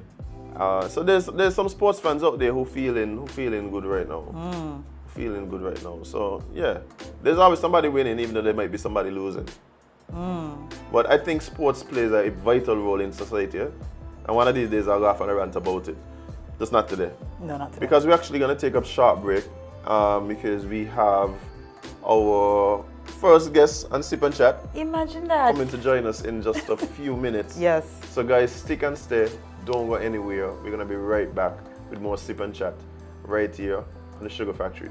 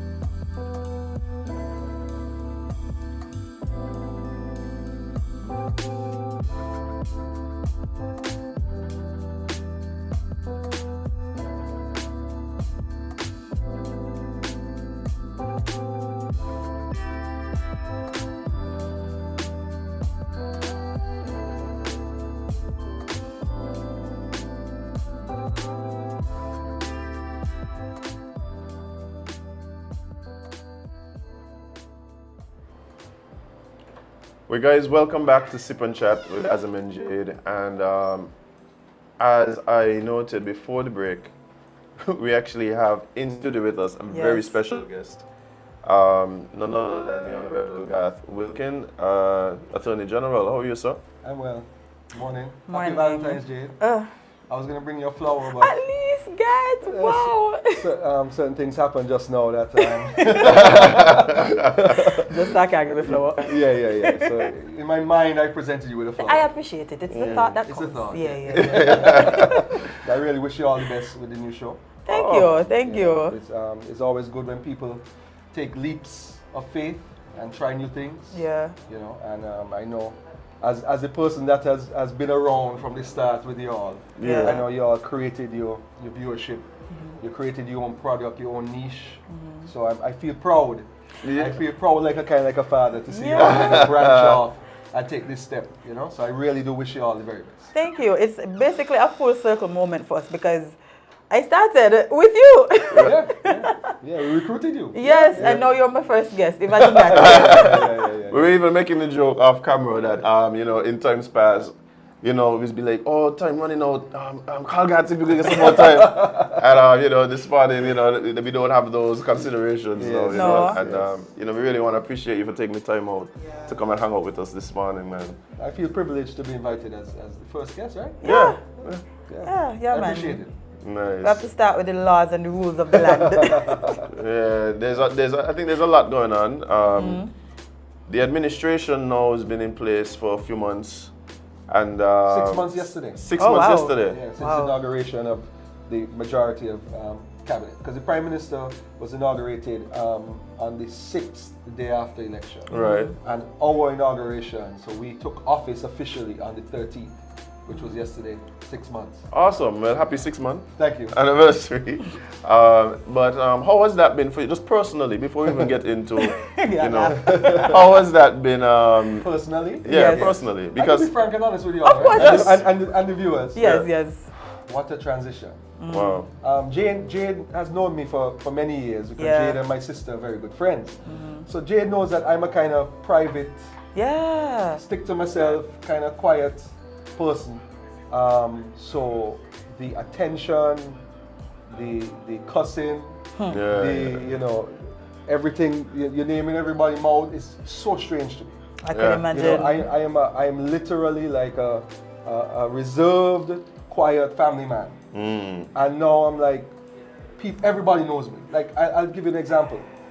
The first week when I started working in the AGO, I was driving around and people were knocking on my window. No, they're positive, you know. Congratulations and things. But it was just so strange. To go from being someone that nobody knows, really. Inconspicuous, kind of bounce around. Exactly. A couple of people knew me from when I was on the radio, with a couple of radio shows and so, but not the type of attention that you get when you take political office, even though I don't consider myself a politician. Oh, they think you are though. Yeah, well, as a minister, I guess I am because I'm a minister, and that the definition is there. But I don't see myself as a politician. I have no plans to run for political office. I like being a lawyer and I want to stick to that. So that was the hardest part for me, that adjustment, and that evolved in 6 months to last week. I got a call from my wife. Somebody just cursed me off outside the gate. Outside of your own gate? Yes. And I was like, what? So yeah, somebody came to the gate asking for you. And I said, you're not there. And then I started to ask, well, where is he? At work? Like, no, I'm not. No, it was on a Saturday. Oh, no. Where is he? Anywhere else in the world? Yeah, and she was like, she said, I'm not going to tell you where he is. And the person started to say, well, he's a public officer. I should know where he is. Public official. I should know where he is. And started to use profanity and bad words towards my wife. That is when really like dawned on me, like, what is this? That is when it dawned on you? Yeah, like, but that's a different thing, though. Yeah, that's true. That is crossing the divide. You know what I mean? I hope that's an isolated incident. I hope so too. I hope it doesn't happen again. It shook up my wife, it shook up my daughter. Yeah, we can. You know, wow. Yeah. So that's the personal kind of challenge I'm having. I think, but some of that might have been anticipated, but I don't think you could ever really be prepared. No. Yeah. Yeah, you could never really be prepared for what it is in reality. Yeah. Right. So I could imagine that that's a bit of an adjustment. Yeah, it is a personal adjustment. I think this period has been the most things I've learned about you in my entire life. Exactly, and have you known me? Yes. Sometimes I'm hearing things, I'm like, God? Yeah. God? Yeah, but a lot of things aren't true. First of all, I'm not a bad man. You sure? No. So I don't know where that came from. That's a rumor? Well, no, the former prime minister said that. I don't know if you all saw the thing. He said, I acting like a bad man. I don't know what that's good. But that's the politics of it, you know? Yeah. You know, I'm really not. When you asked that question, the first thing that came to mind, when you said about what the personal, ignorance is bliss. Yeah. And I realized that now, a lot of things I didn't know that were happening in the country, right? Because, you know, even though I had my finger on the pulse of certain things, a lot of things I didn't know. Now I know, and I'm like, what? In this small little country of ours? Yeah, man, we couldn't tell you that. Yeah. I know you all talk about it in the morning, you know, when the previous show, I know. I thought they were jokes? Yeah. I thought other things were exaggerations, you know? But it's really real. I mean, I can't. Sometimes I wonder, you know, we're a country of 50,000 people at most, and what's all this stuff going on? And now I kind of know. It's like, you know, when you see those when you watch on TV those presidential shows, and you see them come with a little folder, confidential, and drop it off for the president and stuff. And you're like, what are they really delivering to these people? Oh, they're confidential for a reason. Eh? Yeah, I mean, it's amazing. Some of the things like it's like I was a regular, ordinary citizen just thrown into this Alice in Wonderland kind of space, which I wasn't familiar with. And I'm now 6 months later just getting accustomed to it. Yeah, but I think even so, maybe part of where you get some of that pushback might be people not fully understanding what your role is as well. Yes. And perhaps the way you execute your duties may be outside of what they might have been accustomed to. Yes. Right? So maybe that's where some of that pushback comes from. Yes. So how do you see your role as the Attorney General in practice? Okay, so I am the facilitator primarily, just from a Parliament standpoint, from a law standpoint. I'm the facilitator of the government's legislative agenda. So I'm the person that is in charge of ensuring that the promises that were made in the manifesto, the promises made to the electorate during the election, are fulfilled by way of legislation. Right? Would it be an oversimplification to say you're the government's lawyer? Yes. Okay. In the Constitution, it says the Attorney General is the primary legal advisor to the government. Okay. So that's, first and foremost, constitutionally, that's what the Attorney General does. And then the Attorney General is also in charge of the legislative agenda. Okay. So that is why, you know, when we go into Parliament, some laws are presented by certain ministers because it's covered in their portfolios, where other laws might be presented by me because they deal with general issues of law and so forth. So, for example, the good governance agenda that was promised. In the manifesto, it said within the first 6 months, we're going to bring these good governance pieces of legislation into force. You know, and this is what we did last week, Wednesday. We presented the Integrity in Public Life Amendment after consultation, the Anti-Corruption Act after consultation, the Freedom of Information Amendment Act after consultation, and the Official Gazette Act, which is the first tranche of that good governance legislative agenda. And then we're going to debate it now on the 22nd, which is next Wednesday. Okay. You know, as I'm listening to you speak, I realize something, right? You know, a lot of people don't know what is in the manifesto. People don't read They those things. have no idea what's in there. So you trying to explain to them that you are literally just carrying out what was put in there. They don't know what's in there.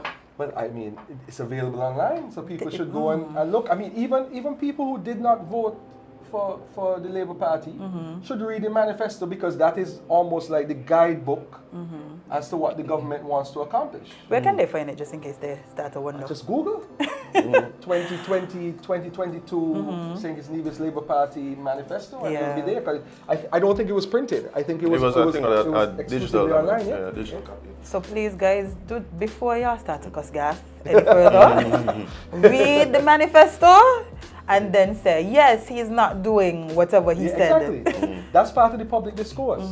You know, that is why we have a democracy. There cannot be just one side. There have to be people criticizing. They have to say, listen, you the elected persons, right?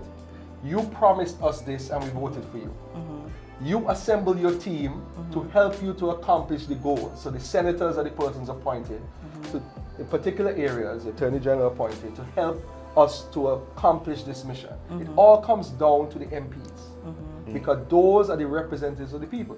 Nobody elected me. No. But I am engaged by them to do a job to fulfill their mandate. Right? And if we strip everything from it, that is what it is at its core. So my job when I go today is not to make policy really, it's to fulfill the policy of the representatives of the people. Yeah, I think what happens though is that because of your position and of course, your expertise in the particular area when it comes to the legal matters, a lot of times you become the face or the mouthpiece of certain the bad things. guy. Well, the bad guy, I have no problem being the bad guy, because let me tell you, what I am trying to do is to change the course of certain aspects of our democracy. And whenever you change in the course of a moving train, it's going to shake up some people, you know. I have no problem being the person that causes that shake up, but we need it. You know, all the things that we're trying to do are really positive things. You know, everything positivity, a spiritual man like Azem. I listen to Azem a lot, you know. Your positivity is not just... But yeah, I mean, this world is not black and white, right? There's all different colors and all different complexities. So when I say I'm trying to do something positive, it might be positive from my moral standpoint, but from somebody else's moral standpoint or view, it might not be. But I think what we're trying to do, and what I've been instructed to do by the government, is to do something that will help the most people. And it's going to upset some people. I mean, good governance, which is really anti-corruption and transparency and accountability principles. A lot of people are not going to like that, you know. A lot of people like things the way they were and wanted to continue that way because they benefited from it. When they hear talk about strengthening procurement, because when I was last on the show, I think it was like September, we were talking about procurement. And you know, strengthening those laws. Just yesterday, I got a quote, because we're about to do something in the ministry. And in my mind, I said, so the PS, how it works is, if any work you need to do, any service needs to be provided to the ministry, you say, PS, please go and seek, this is what we need. Go out into the market and persons in that field submit their bids. So I didn't have in my mind what the cost would be. I thought the cost would be around maybe like 25,000 total, right? 10,000 US or so. I got a quote yesterday for $360,000. For a particular service. Yeah. Oh, one of the quotes, not just a quote. And it just shocked me. So there are a lot of people, when it comes to government work, they say, okay, good. It's government, we're talking, when you're in government, that's another adjustment. Right. When in private life, I talk about hundreds, you know, in my day-to-day life. Millions, in government, you talk about millions. Millions. And hundreds, you know, I was joking with the Deputy Prime Minister, Minister of Education. His budget in education is $111 million. You know, that's another difficult adjustment, to think in hundreds versus thinking in millions. And to thinking about your family, to be thinking about 50,000 people. Yeah. Because at the end of the day, everything I do is about the benefit of everybody. Our whole, more than 50,000, because it's our people and our people in the diaspora. You know, so it's a weight, because you're like, you know, decisions you make, efficiencies and so forth have great impact. Right. You know, and I always tell the Prime Minister, I say, I don't know how you could do that job. That leader position when you lead in a country and everybody's tugging you every different way and everybody's in your ear and you have to make very tough decisions. I told him it's such a difficult job. I can do it for sure. Difficult. It's difficult, but I think one of the things I like to do is really examine leaders. Good ones we might perceive as not being so good. And you know, kind of examine them. And one of the things I feel really helps is vision, right? And being true to your vision and believing in your vision, right? So that kind of presents a guide in a sense. But you're in a position where you are executing on behalf of. Yes. Right? And so how does that consultation go? Because I know for the bills that were presented last week, some of those have been things that have been talked about forever. They've been commissions put together, committees put together. How much of the decisions that are being made right now are really, you know, in that vein where, hey, this is a big decision, it's going to affect the entire country, and this is the way we are going to move forward with deciding what should be done? Is a lot of that based on preconceived beliefs of what should be, or is it based on a committee of minds coming together to determine that? The talk about, let's use the exact example of good governance. There's been talk about good governance since the early 90s. So good governance was on the debate floor. 93 election, 95 election, coming forward. Baby steps were made. And the leader of the party, the Prime Minister, when they were crafting the manifesto, didn't just say, we are bringing good governance.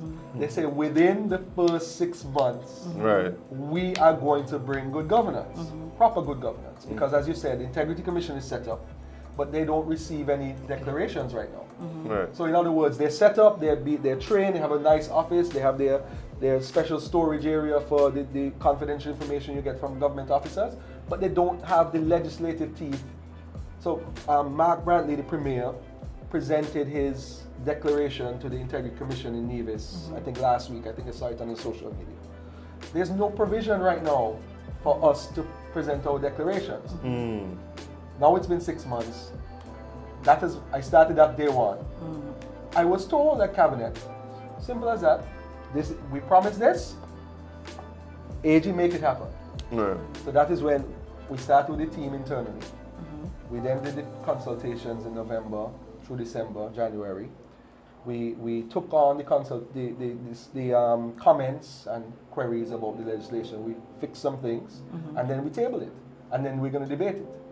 So it came from a thought that, listen, we need this, from the party level, we need this. If we get in, we're promising our people, or everybody who we say, listen, vote for us, we'll bring this. We're in office now, AG make it happen because you're the lawyer. Let's discuss it. We discussed it and debated it significantly in Cabinet, you know, and then we're now rolling it out. So, to answer your question, it came from the vision of the Prime Minister as a leader of the party. To say, listen, let's bring this to the table. And I'm just a facilitator of those policies. And so, you spoke about some of the items that have been brought to the Honorable House and the path that it now has to go to where we're at in that process. I know that there are other things that you're working on. What are some of the things that we could look forward to hearing about, you know, in not too distant future? Well, I can tell you the three main things that I've been working on from a legislative perspective is the good governance agenda, cannabis. Right. So what we want to do is to create certainty. There's so much uncertainty. Yes. About the cannabis, where you can smoke, how much you can possess, how many trees you can grow, this medical cannabis industry that we want to create. Right. So we're trying to bring certainty to that. Okay. Right now, last week, we passed the amendment to the Criminal Records Rehabilitation of Offenders Act. Right. What that does is says, if you were convicted in the past of possessing 5 or less trees, or you were sentenced to a fine or imprisonment less than 3 years, your criminal record can be expunged.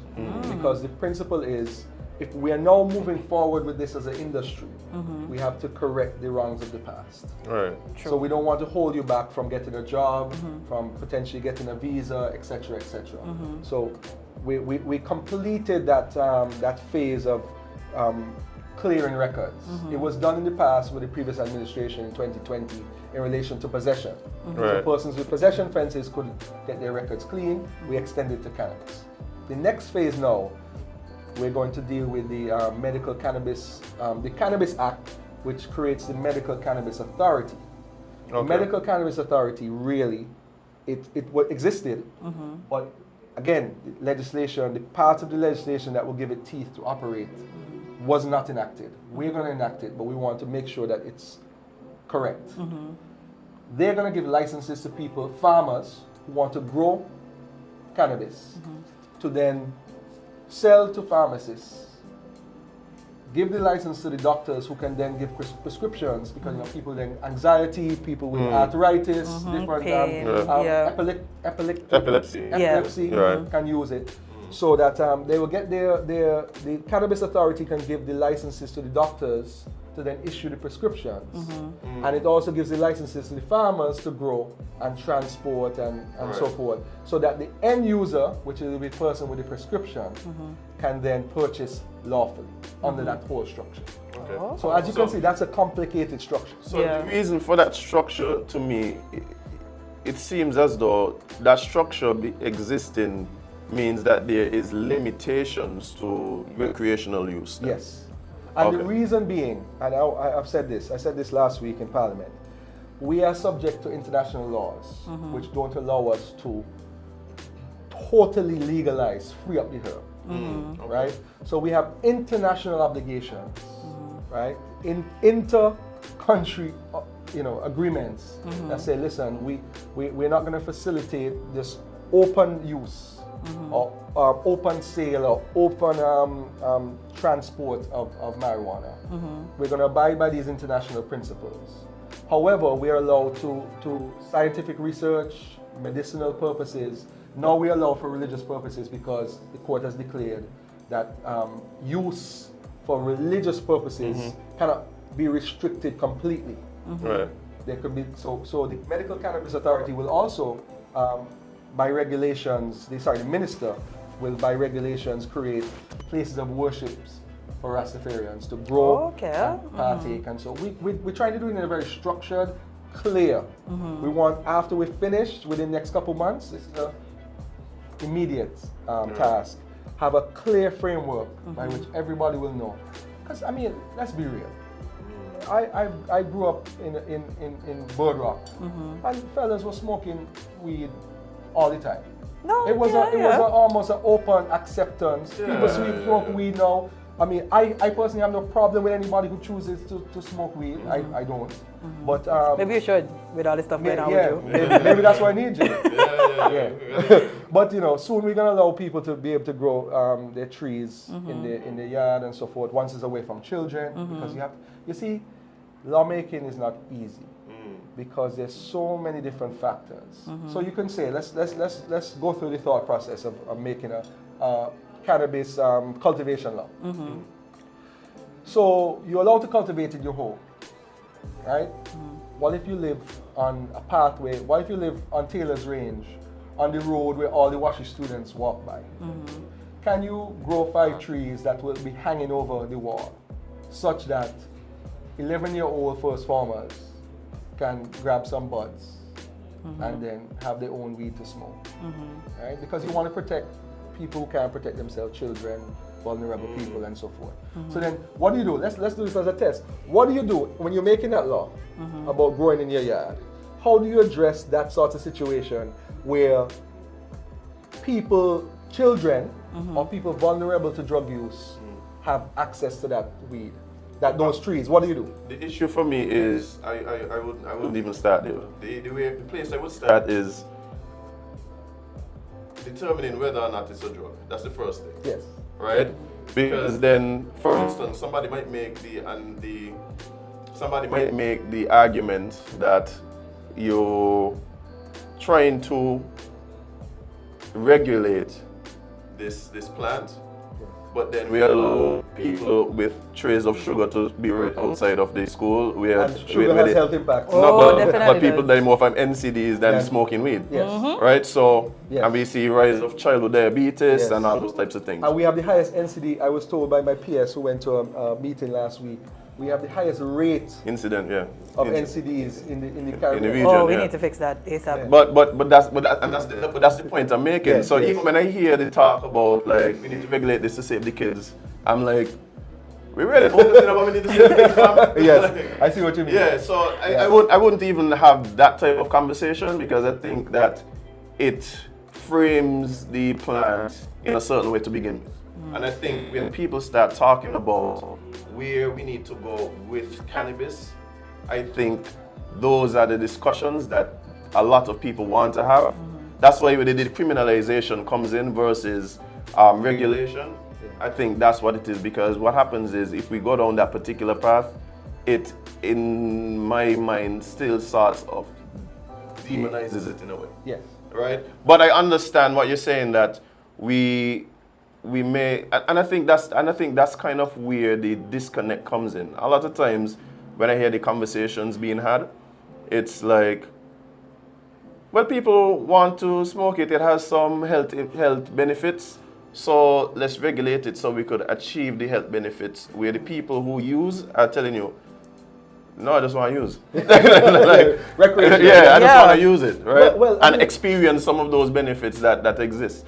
So I think so for me, that's where there's a disconnect there. Yes, between, and I agree with you. Yeah. There are two acts. I will use the language from Minister Maynard in Parliament. With the Cannabis Act, we started with illegal. You're a bad person if you do it. You need to be in jail if you grow it. Right? To the point where, okay, it's not that bad. It has some benefits, medical benefits. Yes, it has some what do I say? What's the psychotropic? Psychedelic effects? No, psychedelic. But anyway, it could impact your brain. Some people worse than others. Right? Some people are predisposed to certain sorts of mental illnesses. It can trigger them. Right. Like a lot of things. Right. Yeah. Right. There's some benefits to it. There's a religious relationship to it. We've recognized the Rastafarian religion. That's what the Sankofa case did, you know. It recognized in our law that there is a religion, and Rastafari is a religion that people are part of.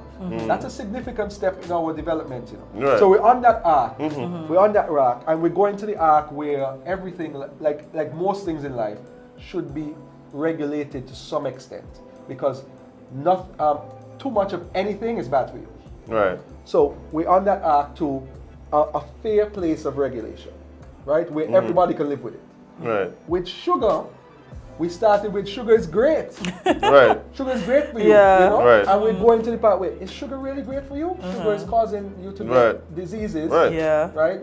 NCDs. And we're going to this part where we really should regulate sugar. We really need and to. how much sugar consumption our children, because I grew up, going to Bastille High School. Go by the tray. Trays lined up. Sugar and color, you know. Color. Yeah, it's literally sugar, water, and color. Yeah, so, you know, and then now, so those acts started in a totally different place. Yeah.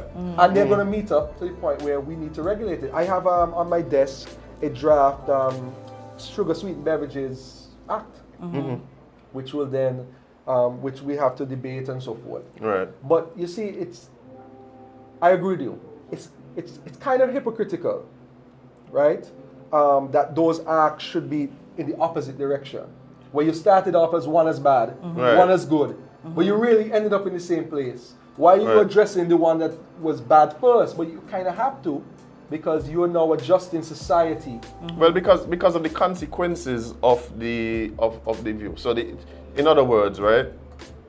In one situation with sugar, for instance, it might have been a certain level of ignorance, right, on behalf of the user, and so the impacts may not have been fully recognized initially, right?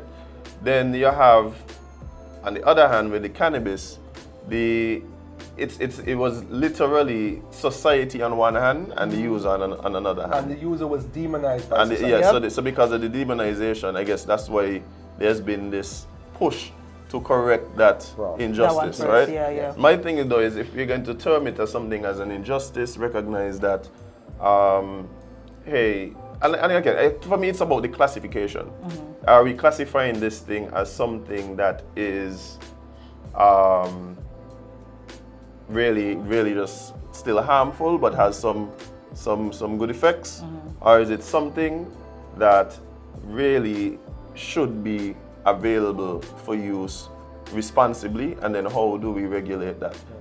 So I think that is where some of that comes from, because the truth is, for me, if at this point the demonization is still part of the society, if we're moving away now from, let's say, locking up people for a little weed and that type of thing. But even when that was the case, people were smoking freely. Yeah. Right? So that never stopped them. They would at risk. Yes, they would be, and so there is a recognition that, hey, this is gonna happen. Right? This is gonna happen. So it must be difficult trying to find the balance that you're speaking about. Yeah. But I think the only way we could find a balance is by coming to some sort of consensus between the regulators and the users as to what it is. And I think because there's a constant disconnect between what it is and different views on what it actually is. Yeah. At some point, people are, like, I don't think it's a point where, for instance, I think that's the difference with the sugar thing. That's why I don't see it the same way. I think people acknowledge, I'll use a different example. I'll use tobacco as the example. I don't think there's a difference in the view between the regulator and the user as what tobacco is. You ask the smoker, is this good for me? No. But like, do it. But do it. Yeah, and so it's not, the same way with alcohol. Yeah, so the regulator and the users have the similar view. And the issue I have with the cannabis argument is we haven't come to a place where the regulator and the users have a similar view as to what this actually is. Yeah. And so the way they approach the use and the regulation and the conversation, and I hear it, like when I hear people talk about it, I'm like, you realize y'all can't come to any consensus because y'all talk about two different things. Yeah. Yes. That's what it sounds like to me. Yeah. And so I think, I don't know how we get to a place where we... It's hard to navigate. The X factor in that is that we haven't reached to a place in the international community where cannabis has been accepted. We're going to get there, because if you look at the states, I mean, some states have totally legalized it. Yeah. Right. Some states have decriminalized mushrooms. Yeah. Right? Canada has legalized, the state, in Canada, to buy cannabis, you buy it from the state. Right. The state centralizes it from the farmers and so forth, and then the state regulates it by selling it to you, but it's legal. Right. But Canada is part of those treaties, Right. But Canada is so powerful, Canada could say, you're gonna trade with us, you're gonna move about. You're not gonna stop our banking. You're not gonna blacklist us. No, exactly. And look at places like even Portugal, where they've decriminalized basically pretty much any type of drug. So the way they are dealing with it is, programs. Yeah, the different programs to help people who may have issues, recognizing that the substance isn't the issue, but not only the use, but your health issue the health issue is addiction. It's not the substance. Yes. Right? Because if it wasn't this, it would be something else. Yeah. Right? Yes. And if you're addicted, then you don't care if you're not in a place to fully make wise decisions as to the use of the substance anyway, right? So you're gonna get it because there's a demand. Yes. So the way they approach that is from the way and that was my issue all along. My issue all along had to do with the approach in terms of regulation. And I kept telling people, I don't see, for instance, if there was an issue with marijuana, health-wise, then that would be a public health issue. Yes. Yes. Not necessarily a criminal issue, right? Yes. So that's, and so I think the view of the substance, I think, is still so cloudy that it makes it difficult to navigate the decisions that you're now trying to make. Let's mirror it with alcohol. Alcohol was once considered a criminal activity, well, drinking alcohol. Yeah. So they had smuggling, right? For example, and then somebody woke up one day and said, well, okay, you get a little high from alcohol, but you know, at the end of the day, it should not be illegal. And it went on that curve, that arc, to it being legal. But then you could argue alcohol causes more societal problems than cannabis. Yeah, it definitely does. I think that's an easy one. But the difference I think with alcohol is how widely accepted it is, and it's actually, because for instance, one could even make an argument that perhaps not in a true religious fashion, but in a cultural way, alcohol plays a big part in our in not only our culture but culture of humans, dating back till when somebody happened to find some fermented fruit on the ground. I was like, everything. Jesus and wine. This made me kind of jiggy, but yeah, we literally celebrate every achievement, every milestone, everything with alcohol. So I don't even think I think cannabis is its own little, it's in its own little thing because it was so widely accepted, alcohol. I mean, so it would have been difficult to demonize anybody because then demonize who? Your mother, your father, your brother, your sister. Yeah. Yep. Right. So.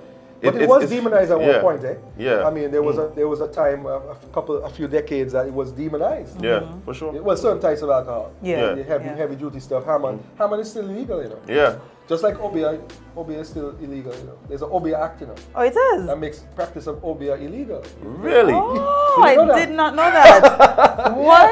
There's an Obia Act. Drink some tea. Clients this afternoon. Might have to reschedule. I got to throw away my dog. Listen, no, I'm actually interested in that one. What's the Obia Act? Yeah, there's an Obia Act. They said don't practice Obia. That's it? I go jail. Yeah, it's a short act. Wow. Very short. Don't practice Obia, I go in jail. In essence, that's what I said. No, honestly. I mean, Wow. That's a new one. I looked it up the other day.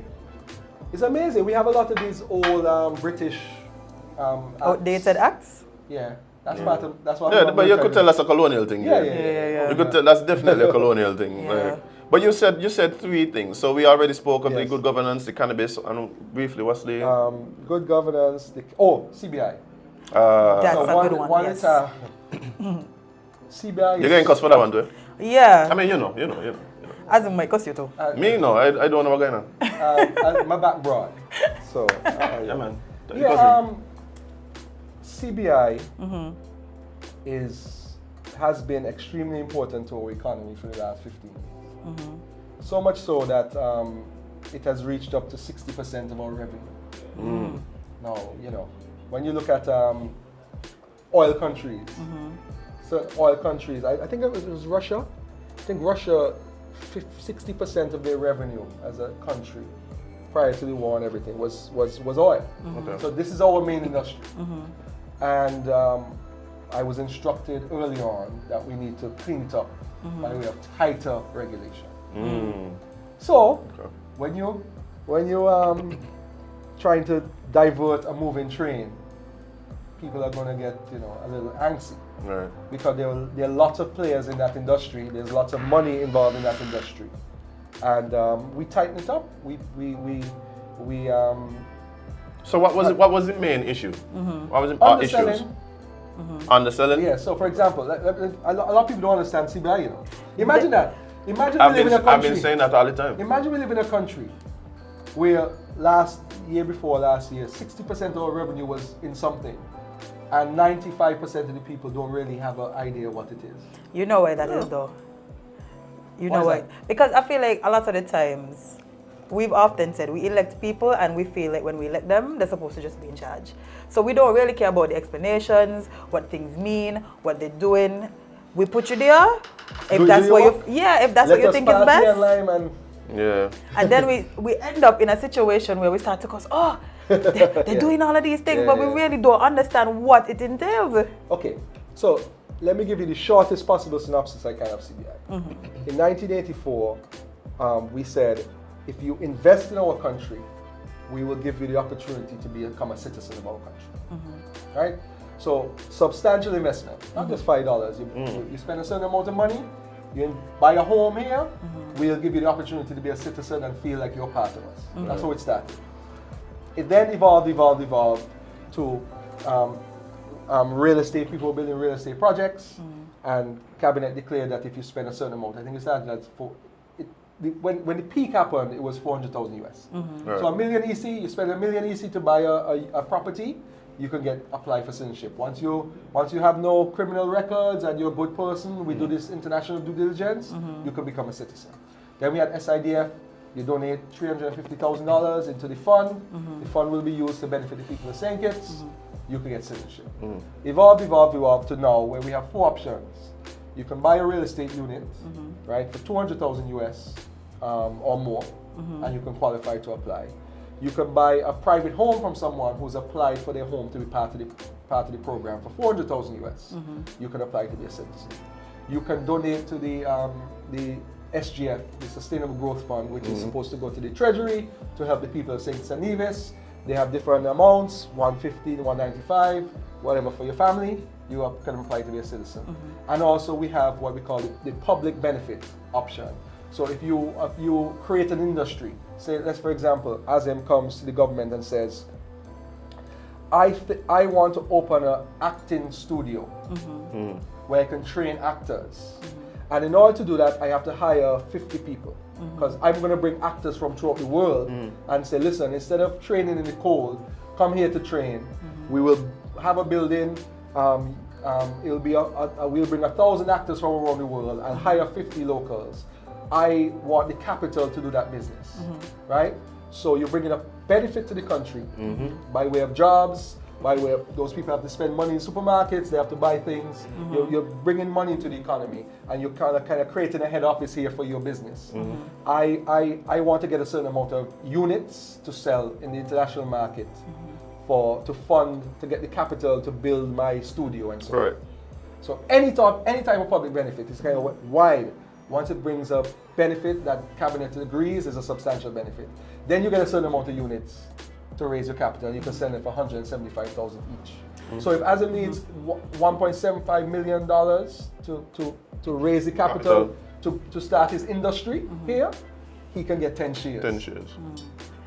Well, what about, I know that you're now moving forward and fixing some of the challenges that you probably discovered when you were elected. But I think a lot of people... appointed. Oh, sorry, appointed. Oh, dear Lord. When my bosses were elected. Yes, yes. When you were appointed, what were some of these issues that you realized that you found? Well, you mentioned underselling. Underselling. Yes, besides underselling. So the market... But I want to know, I want to talk about that. The underselling too? Yeah. Yeah, so 175. So Azem Bailey has his business. He gets 10 shares to sell on the market. But instead of selling for 175, he's selling for 50,000. Okay. So basically, the person is paying much less than what their investment in the business should be.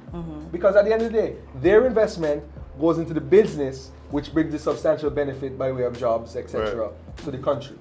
So they are paying less. And there were schemes and different ways, lots of complex ways, because it involved a lot of money, to sell our citizenship, for lack of a better phrase, for much less than what we decided that it's valued at. And I'm just assuming that you can't tell us any of the schemes. No, I wouldn't want to do it because we're past that now. Okay. Okay. So our role, AGO's role, when I say AGO, the Attorney General's office role, was to try and close the legislative and regulatory loopholes. I don't know anything about the industry in terms of the meat of it, right? But you can be a player in the game, and you could be a regulator. You can be a referee or the player, right? So we just set the rules. So we said this is not going to be allowed, this is not going to be allowed, this is not going to be allowed, right? We want to have a clean program. There are geopolitical issues you have to deal with, because you think the big countries really want us to be making money to sustain hundreds of millions of dollars a year from selling to their rich people? They don't, but if we find something else, they'll have an issue with that as well. Yes. Yeah, they'll always have an issue with that.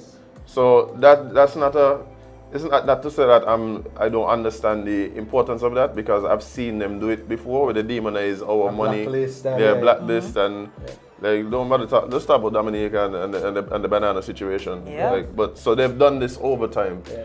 So, but with this cleaning up, from how you explained it, how does this help our program to be as competitive with other programs, for instance, in the region or across the world? Yes. So, by cleaning up, we say to the international players, think it's serious about regulating this important industry and having it for a long time. I'll use the analogy. I don't know if you all watch Game of Thrones. Yeah. Yes. Okay. We are trying to fight the Night King. Okay. Because at the end of the day, all of our petty battles in the realm mean nothing if the Night King, if the cold is going to destroy the whole country. Right? So we're trying to address those geopolitical issues so we can have an industry. So if we don't have an industry, then we don't have to worry about competition. Right. So we strengthen the regulations. However, it seems to me like when I see the pushback from the international community, they tend to go at two main areas. So my thing is, if we are trying to ensure that they see us in the best light, the two areas we need to address would be money laundering and our due diligence. Yes. And those have been always strong. Okay. Those have been always strong. Right. It's not just that though. Okay. It's not just that. Okay. It's also who you let in. You see. Okay. From the investors or from? Okay. Let's be real and frank. Rich people, really rich people, I'm not talking about just rich, wealthy people, get away with a lot of things in the international sphere. Right. And big countries don't have a problem with extremely wealthy people getting a St. Kitts and Nevis passport. Right.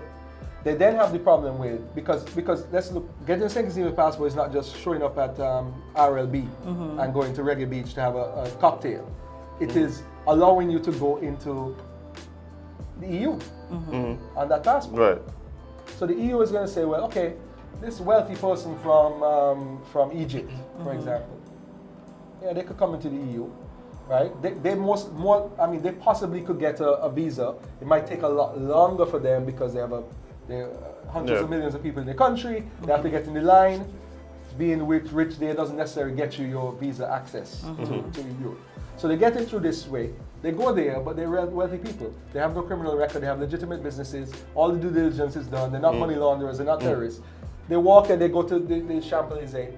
They have lunch at the Eiffel Tower, and they go back to Egypt on their private jet, and they're good. When you start selling to persons not in that bracket, then the EU say, well, why is this guy showing up with the St. Kitts passport? You see, so you see privilege they give to those very wealthy people compared to a fellow who is just a business could afford 50,000. You know, right? So that's the part of the geopolitical issue that we try to resolve by the new regulations, right? And also we want to have good structure to such an important program. When oil comes to Guyana, I was just having a conversation with the Guyanese attorney. The Attorney General for Guyana, as well as somebody who lives and works there. I was like, are they going to be able to manage this? They said yes. They've set up a account in the States, right, where the money, the Exxon pays them the money for their oil, and they've set up a legislative structure by which they cannot take money out of that account unless cabinet approves and it's notified to the public and the reason is given. So that is what we call legislative structure for maintaining, for ensuring there's no wastage. So we try to tighten up our all-important CBI industry by creating strong regulations. And we're willing to talk to the players in the market and see how we can continue to make it better. Yeah. I was literally about to ask about the players in the industry. Since implementing these changes, what has been the feedback from potential buyers? The agents who are really the people find the people. Yeah. The serious agents are very happy. Because they don't want to be looking for somebody who can spend $50,000 to buy to spend in St. Kitts to get citizenship. They want to interact and have wealthy clients. So they're saying, listen, we like what you're doing. Some of them don't like what they're doing because some of them were thinking volume. Right. Now let's go to the next point of it. Volume. How many new citizens do you want a year in St. Kitts and Nevis? How much do you want to expand your citizenry? Is that a factor that a government should take into consideration when regulating an industry? Because at the end of the day, it's passports, and with passports are people. With people, there are risks, and there's reputation. Look at the example that they had where guys used a fake St. Kitts Nevis passports to go into Europe. I think they flew on like a private jet with fake diplomatic passports to try to get into Europe, and they were caught. Right? Do you want your passport all over the place? Do you want more natural born citizens than natural born citizens? Are those discussions you think we should be having? Does it matter? Or is it just money that matters? No, but I think it all matters. I think, however, without the answers to those questions, it becomes difficult to chart the course. At least maybe persons have opinions already, right? I would suspect if I'm going to ask somebody, they'll have an opinion. But has that opinion been something that has been thrashed out, held up to scrutiny, and really been discussed in a real way to come to some real meaningful conclusion? So I think there might be a lot of opinions on the things that you're talking about, and so of course they're important. The questions are important. The answers, I don't know what they are, but in the absence of those answers and those discussions, the way we chart the course, I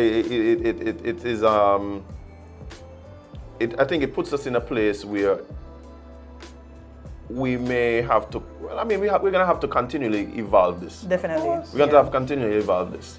But those discussions and those questions they ask, I think, are very important. Very important.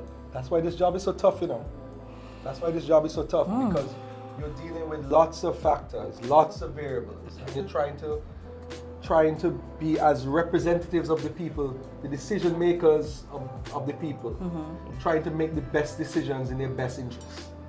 It's not easy. Yeah, I don't know if anyone would even try to make the statement that it was. It definitely is a very difficult job being in administration, in leading countries and that type of thing. But with the CBI, because it is just so important to us, and I think that's part of it too, because I would have heard let's say the layman, I don't want to put it on anyone in particular. The layman would say, our biggest industry, and maybe speaking about tourism, and I'm like, y'all sure? Y'all sure? Because I don't think so. Yeah. Like, I might be wrong, but I don't think so. Not anymore. And maybe at one point, but it's something that is very important, and I know the decisions that are being made now to clean it up and stuff like that. As much as that is necessary, I think the concern for a lot of people is ensuring that, recognizing that the program is part of our overall market, that there is, of course, still a certain level of attraction to the product that we're offering, and ensuring that there are persons who are interested in coming to us for this particular product, right? And not losing focus of, well, the program good, but nobody buying. It's the platinum brand. Yeah. So you go, we went, the Prime Minister, the Honorable Minister Henderson, the Dr. Natta, the CAPSEC, and I went to Dubai in early December. All of them say St. Kitts is, when people walk into the office, they inquire about St. Kitts and Nevis first. So we're the platinum brand. So we're the Rolls Royce of the industry. Okay. People want it. Not all can afford it, but they want it. But they want it.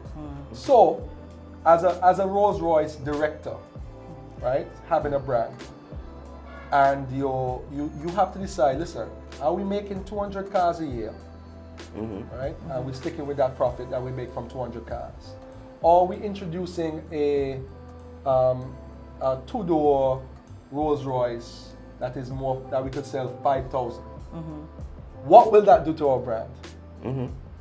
Because the whole point of exclusivity is that only some people can afford it and have it. Right. If you create a cheaper product, more people can have it, so it then reduces the value of your brand. That's a lot of those big brands in the world. When you look at those top 30 brands, the Rolexes and the Rolls Royce and so forth, they're controlled by supply, right? And they're controlled by quality, right? So those are other factors that come into play.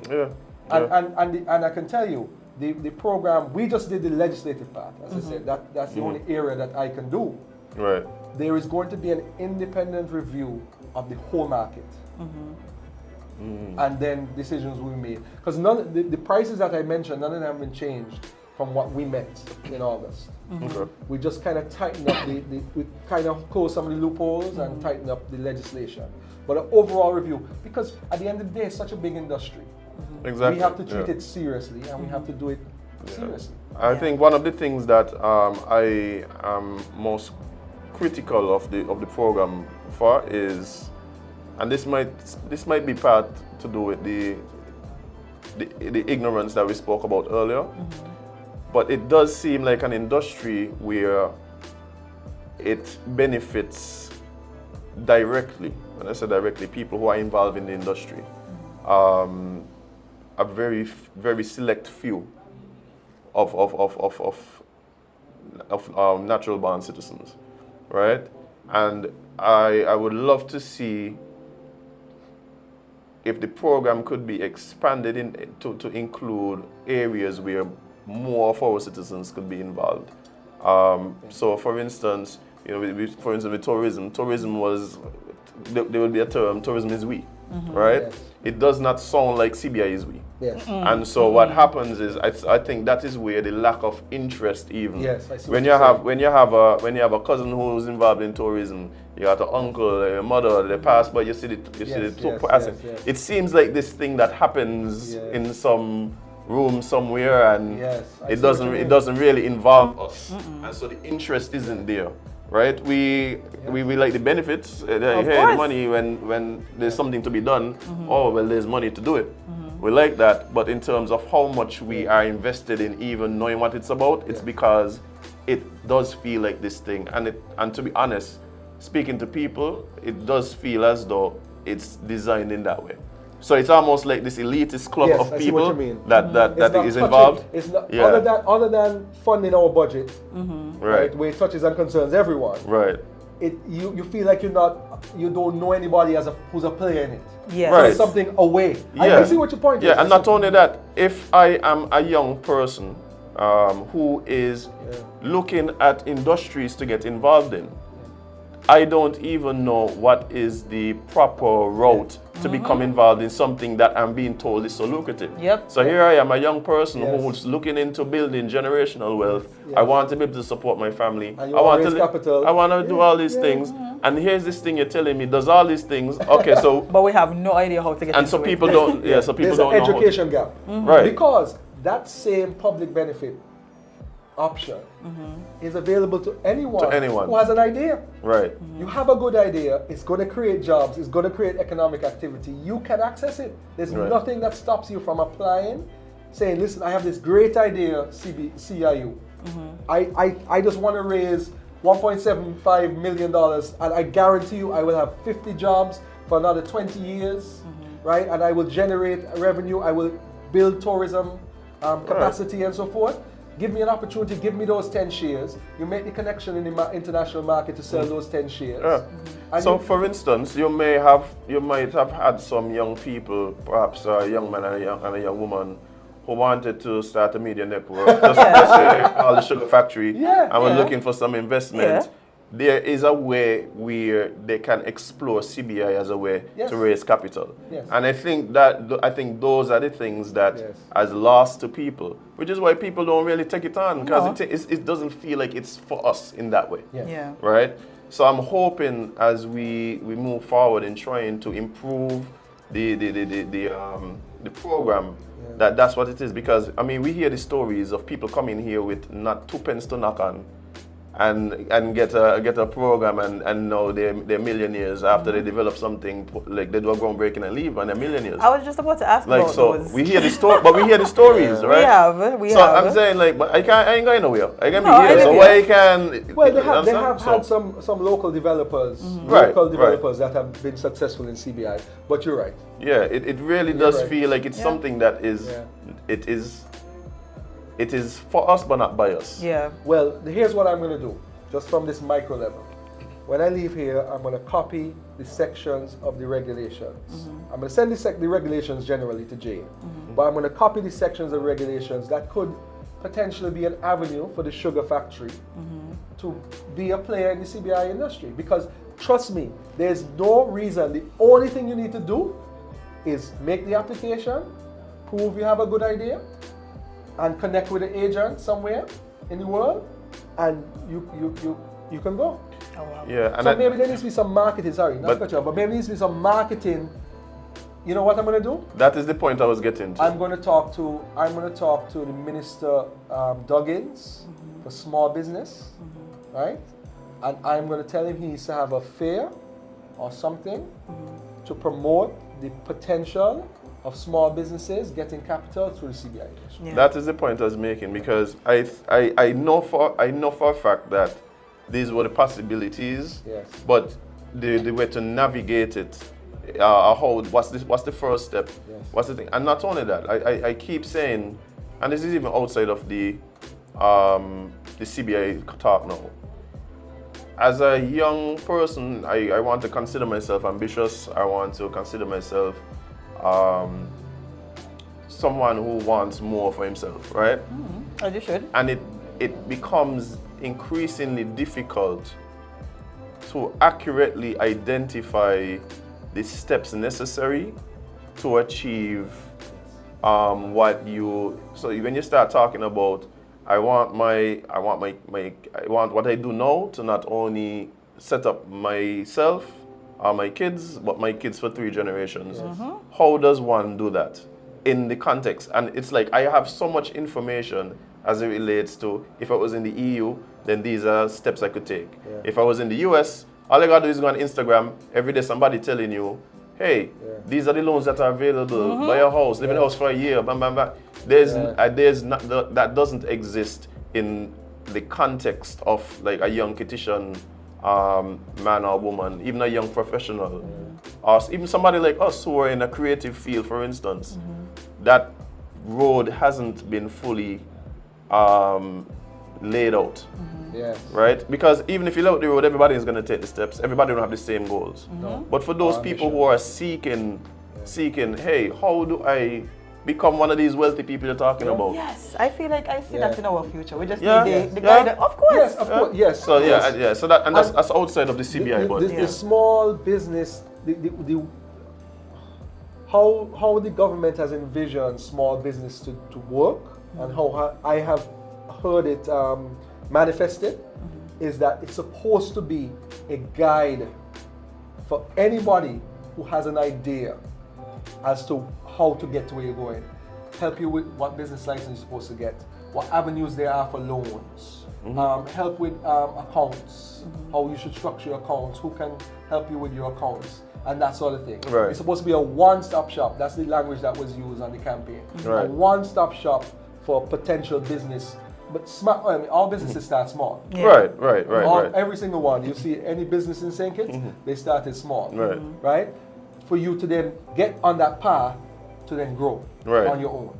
So that's what the vision is, and that is what is being built out by the ministry.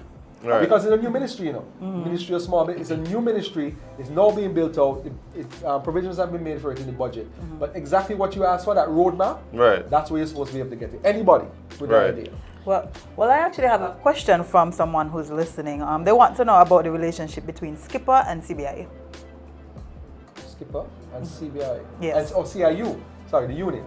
Yes, Skipper is the investment promotion agency.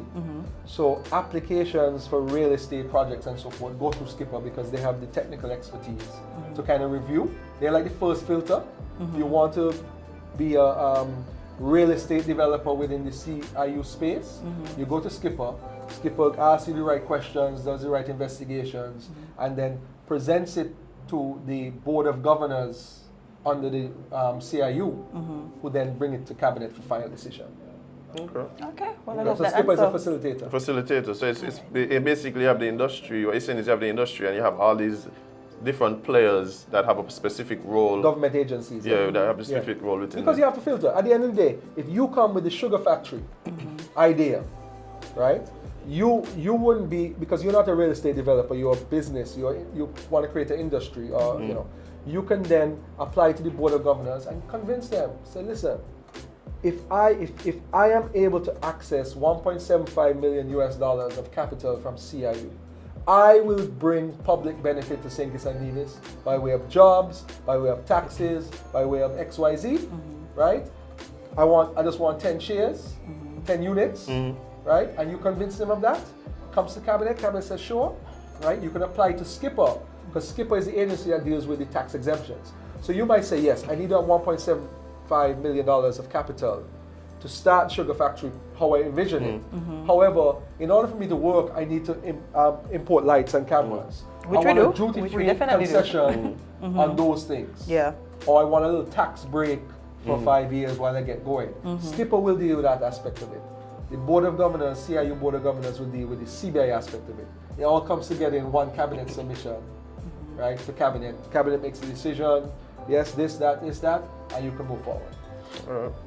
Well, I mean, these are the type of things that we keep talking about and wanting to see. And so, I guess, like you're saying, a lot of the things that people say they want, sometimes it exists. It is just a matter of marketing, public relations, the education that's necessary to give people who want access, the information they need to access it. But time is fast spent. This was a lovely conversation. Oh wow, it's almost 11. Yes. Yes, and I feel like it, eh? I know. Oh, hey. When you're sipping, eh? When you're sipping good tea. Is that cannabis tea? No, not yet. We're not there yet. You jump at me co-host. You see what I ask you to? Garth, come on. But I mean, AJ, it's been a wonderful conversation. Thank you so much again. First guest, here on SipNchat. I feel privileged to be your first guest. Trust me, I'm really happy. When Jade asked me, I responded like. Yeah. And we appreciate that big time. Good luck on your future endeavors. And we look forward to hearing more about what the administration is doing from a legislative standpoint. And of course, we're looking forward to the information so we could access 10 shares. Yes. And, hopefully, as time goes on, we continue to evolve. All this is work in progress, right? And I feel like what we're doing here is important. I feel like it's important for you to come and explain certain laws, regulations, these things, because then they can't say they don't know. Well, after every Parliament session, what I've done is on my Facebook and Instagram, I've done a summary. Let me stop you right there. It's too long? They ain't reading that. Oh Lord. They ain't reading that. But even outside of that, just one last thing. I heard you mention the amendment to the Gazette. I don't know exactly what that was about. Yes. But can it please is the Gazette now just literally something digital and like Yes. did you change it? Okay. Yes. Change, Gazette okay. in a few weeks, because we passed the act on Wednesday. So now IT now has to build out Okay, thank you. the website. So all the gazettes will be available on gazette.gov.kn. Thank you very much. In the next few weeks. Thank you very much. I have Thank you very one much. more suggestion for Sure. cabinet, just one. Can we please get to a place where there's a rule where we literally take all of the paper out of the hospital, out of the courthouse, Digitize the records. every Digitize. place that we just killing trees? There's a overall plan for e-government, a real plan for e-government. Oh, praise the Lord. Which will be, as in, you will have a QR code, which will have all your information. So we're going to digitize IDs. So when you show up at the hospital, you pull up on your phone your personal QR code, and all your relevant information, date of birth, all that stuff will come out of it. They don't have to go in the back and search to all these. And then it will translate gosh. into digitization of the brand new JNF. That is high agenda, because we all know what JNF is. I have very bad memories from JNF. We all do. A lot of people do. And that is high priority for the administration. And also Minister Maynard, high priority in digitizing this paper thing. I mean, It's ridiculous, it's honestly. ridiculous. Yeah. It's ridiculous. That was one of the also shocks I got. Everything is a minute. I'm like, but we have a government email address. Email me the information. No, we got somebody no, driving. we have to drive Somebody with drive a come brown down. envelope. Yeah, with a brown envelope, yeah. And the same thing you just sent to me on email is at my office. Gas wasting, a human resource wasting, A paper tree wasting. died. At tree? I know. Listen, I'm shocked they have A forest? A forest just... I'm shocked they have not tried to arrest us Boy, for we crimes think so. against the trees that But we you have committed. a young government, eh? Our Prime Minister is 46.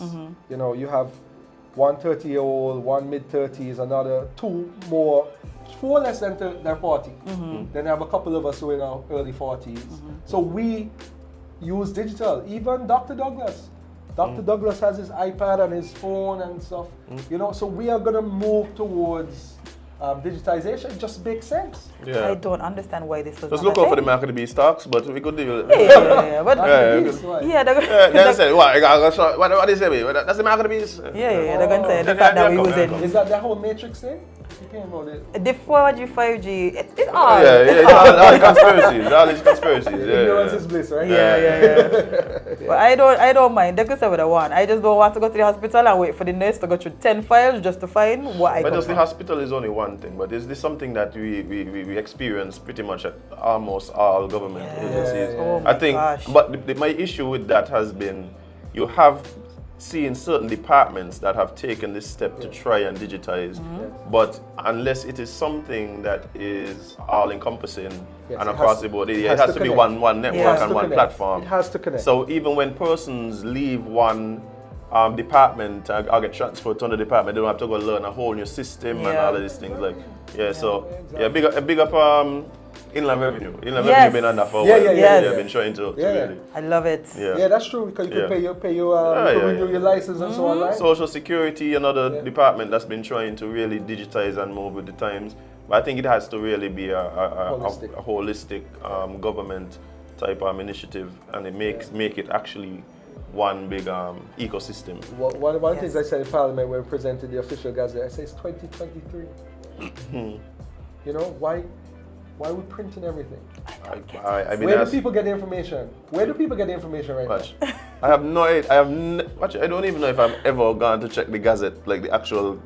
Yeah, go to the government print. Yeah, the government print to check the gazette. How many people you think have done that? How many? So you don't like. That comes back to my point. We don't know what is in there. I mean, now it's digital.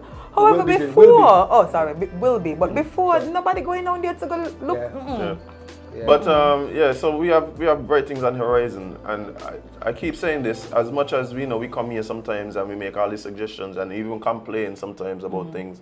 As a country, I do believe we've come a long way in the last 40 years, faster than a lot of other countries. Oh, definitely. Right? We're a very young country.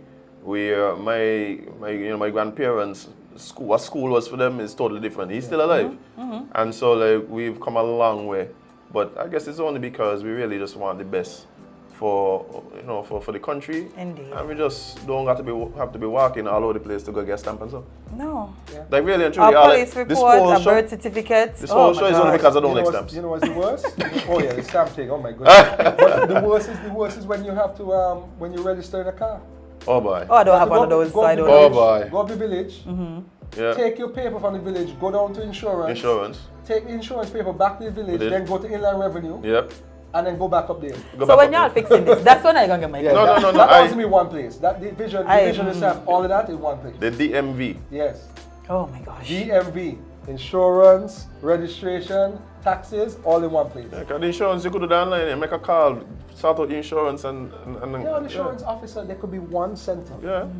With insurance office. A rep for each insurance company. I am so happy that we're moving towards these things because if that's what I have to do.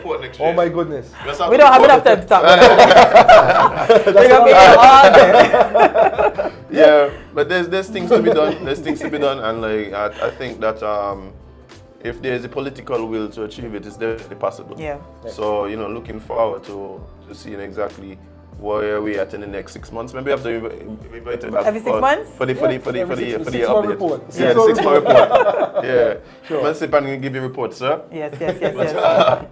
But it's been a real pleasure talking to you this morning. And it's been a real pleasure having the Sippers join us. We missed you guys. Oh yes. And it's really just a heartfelt gratitude that I'm expressing right now. And one person that I did not give gratitude to earlier is, of course, Jade. Because when I decided to just jump off and go about my business, Jade decided that come let me go. But you don't want to get rid of me. No.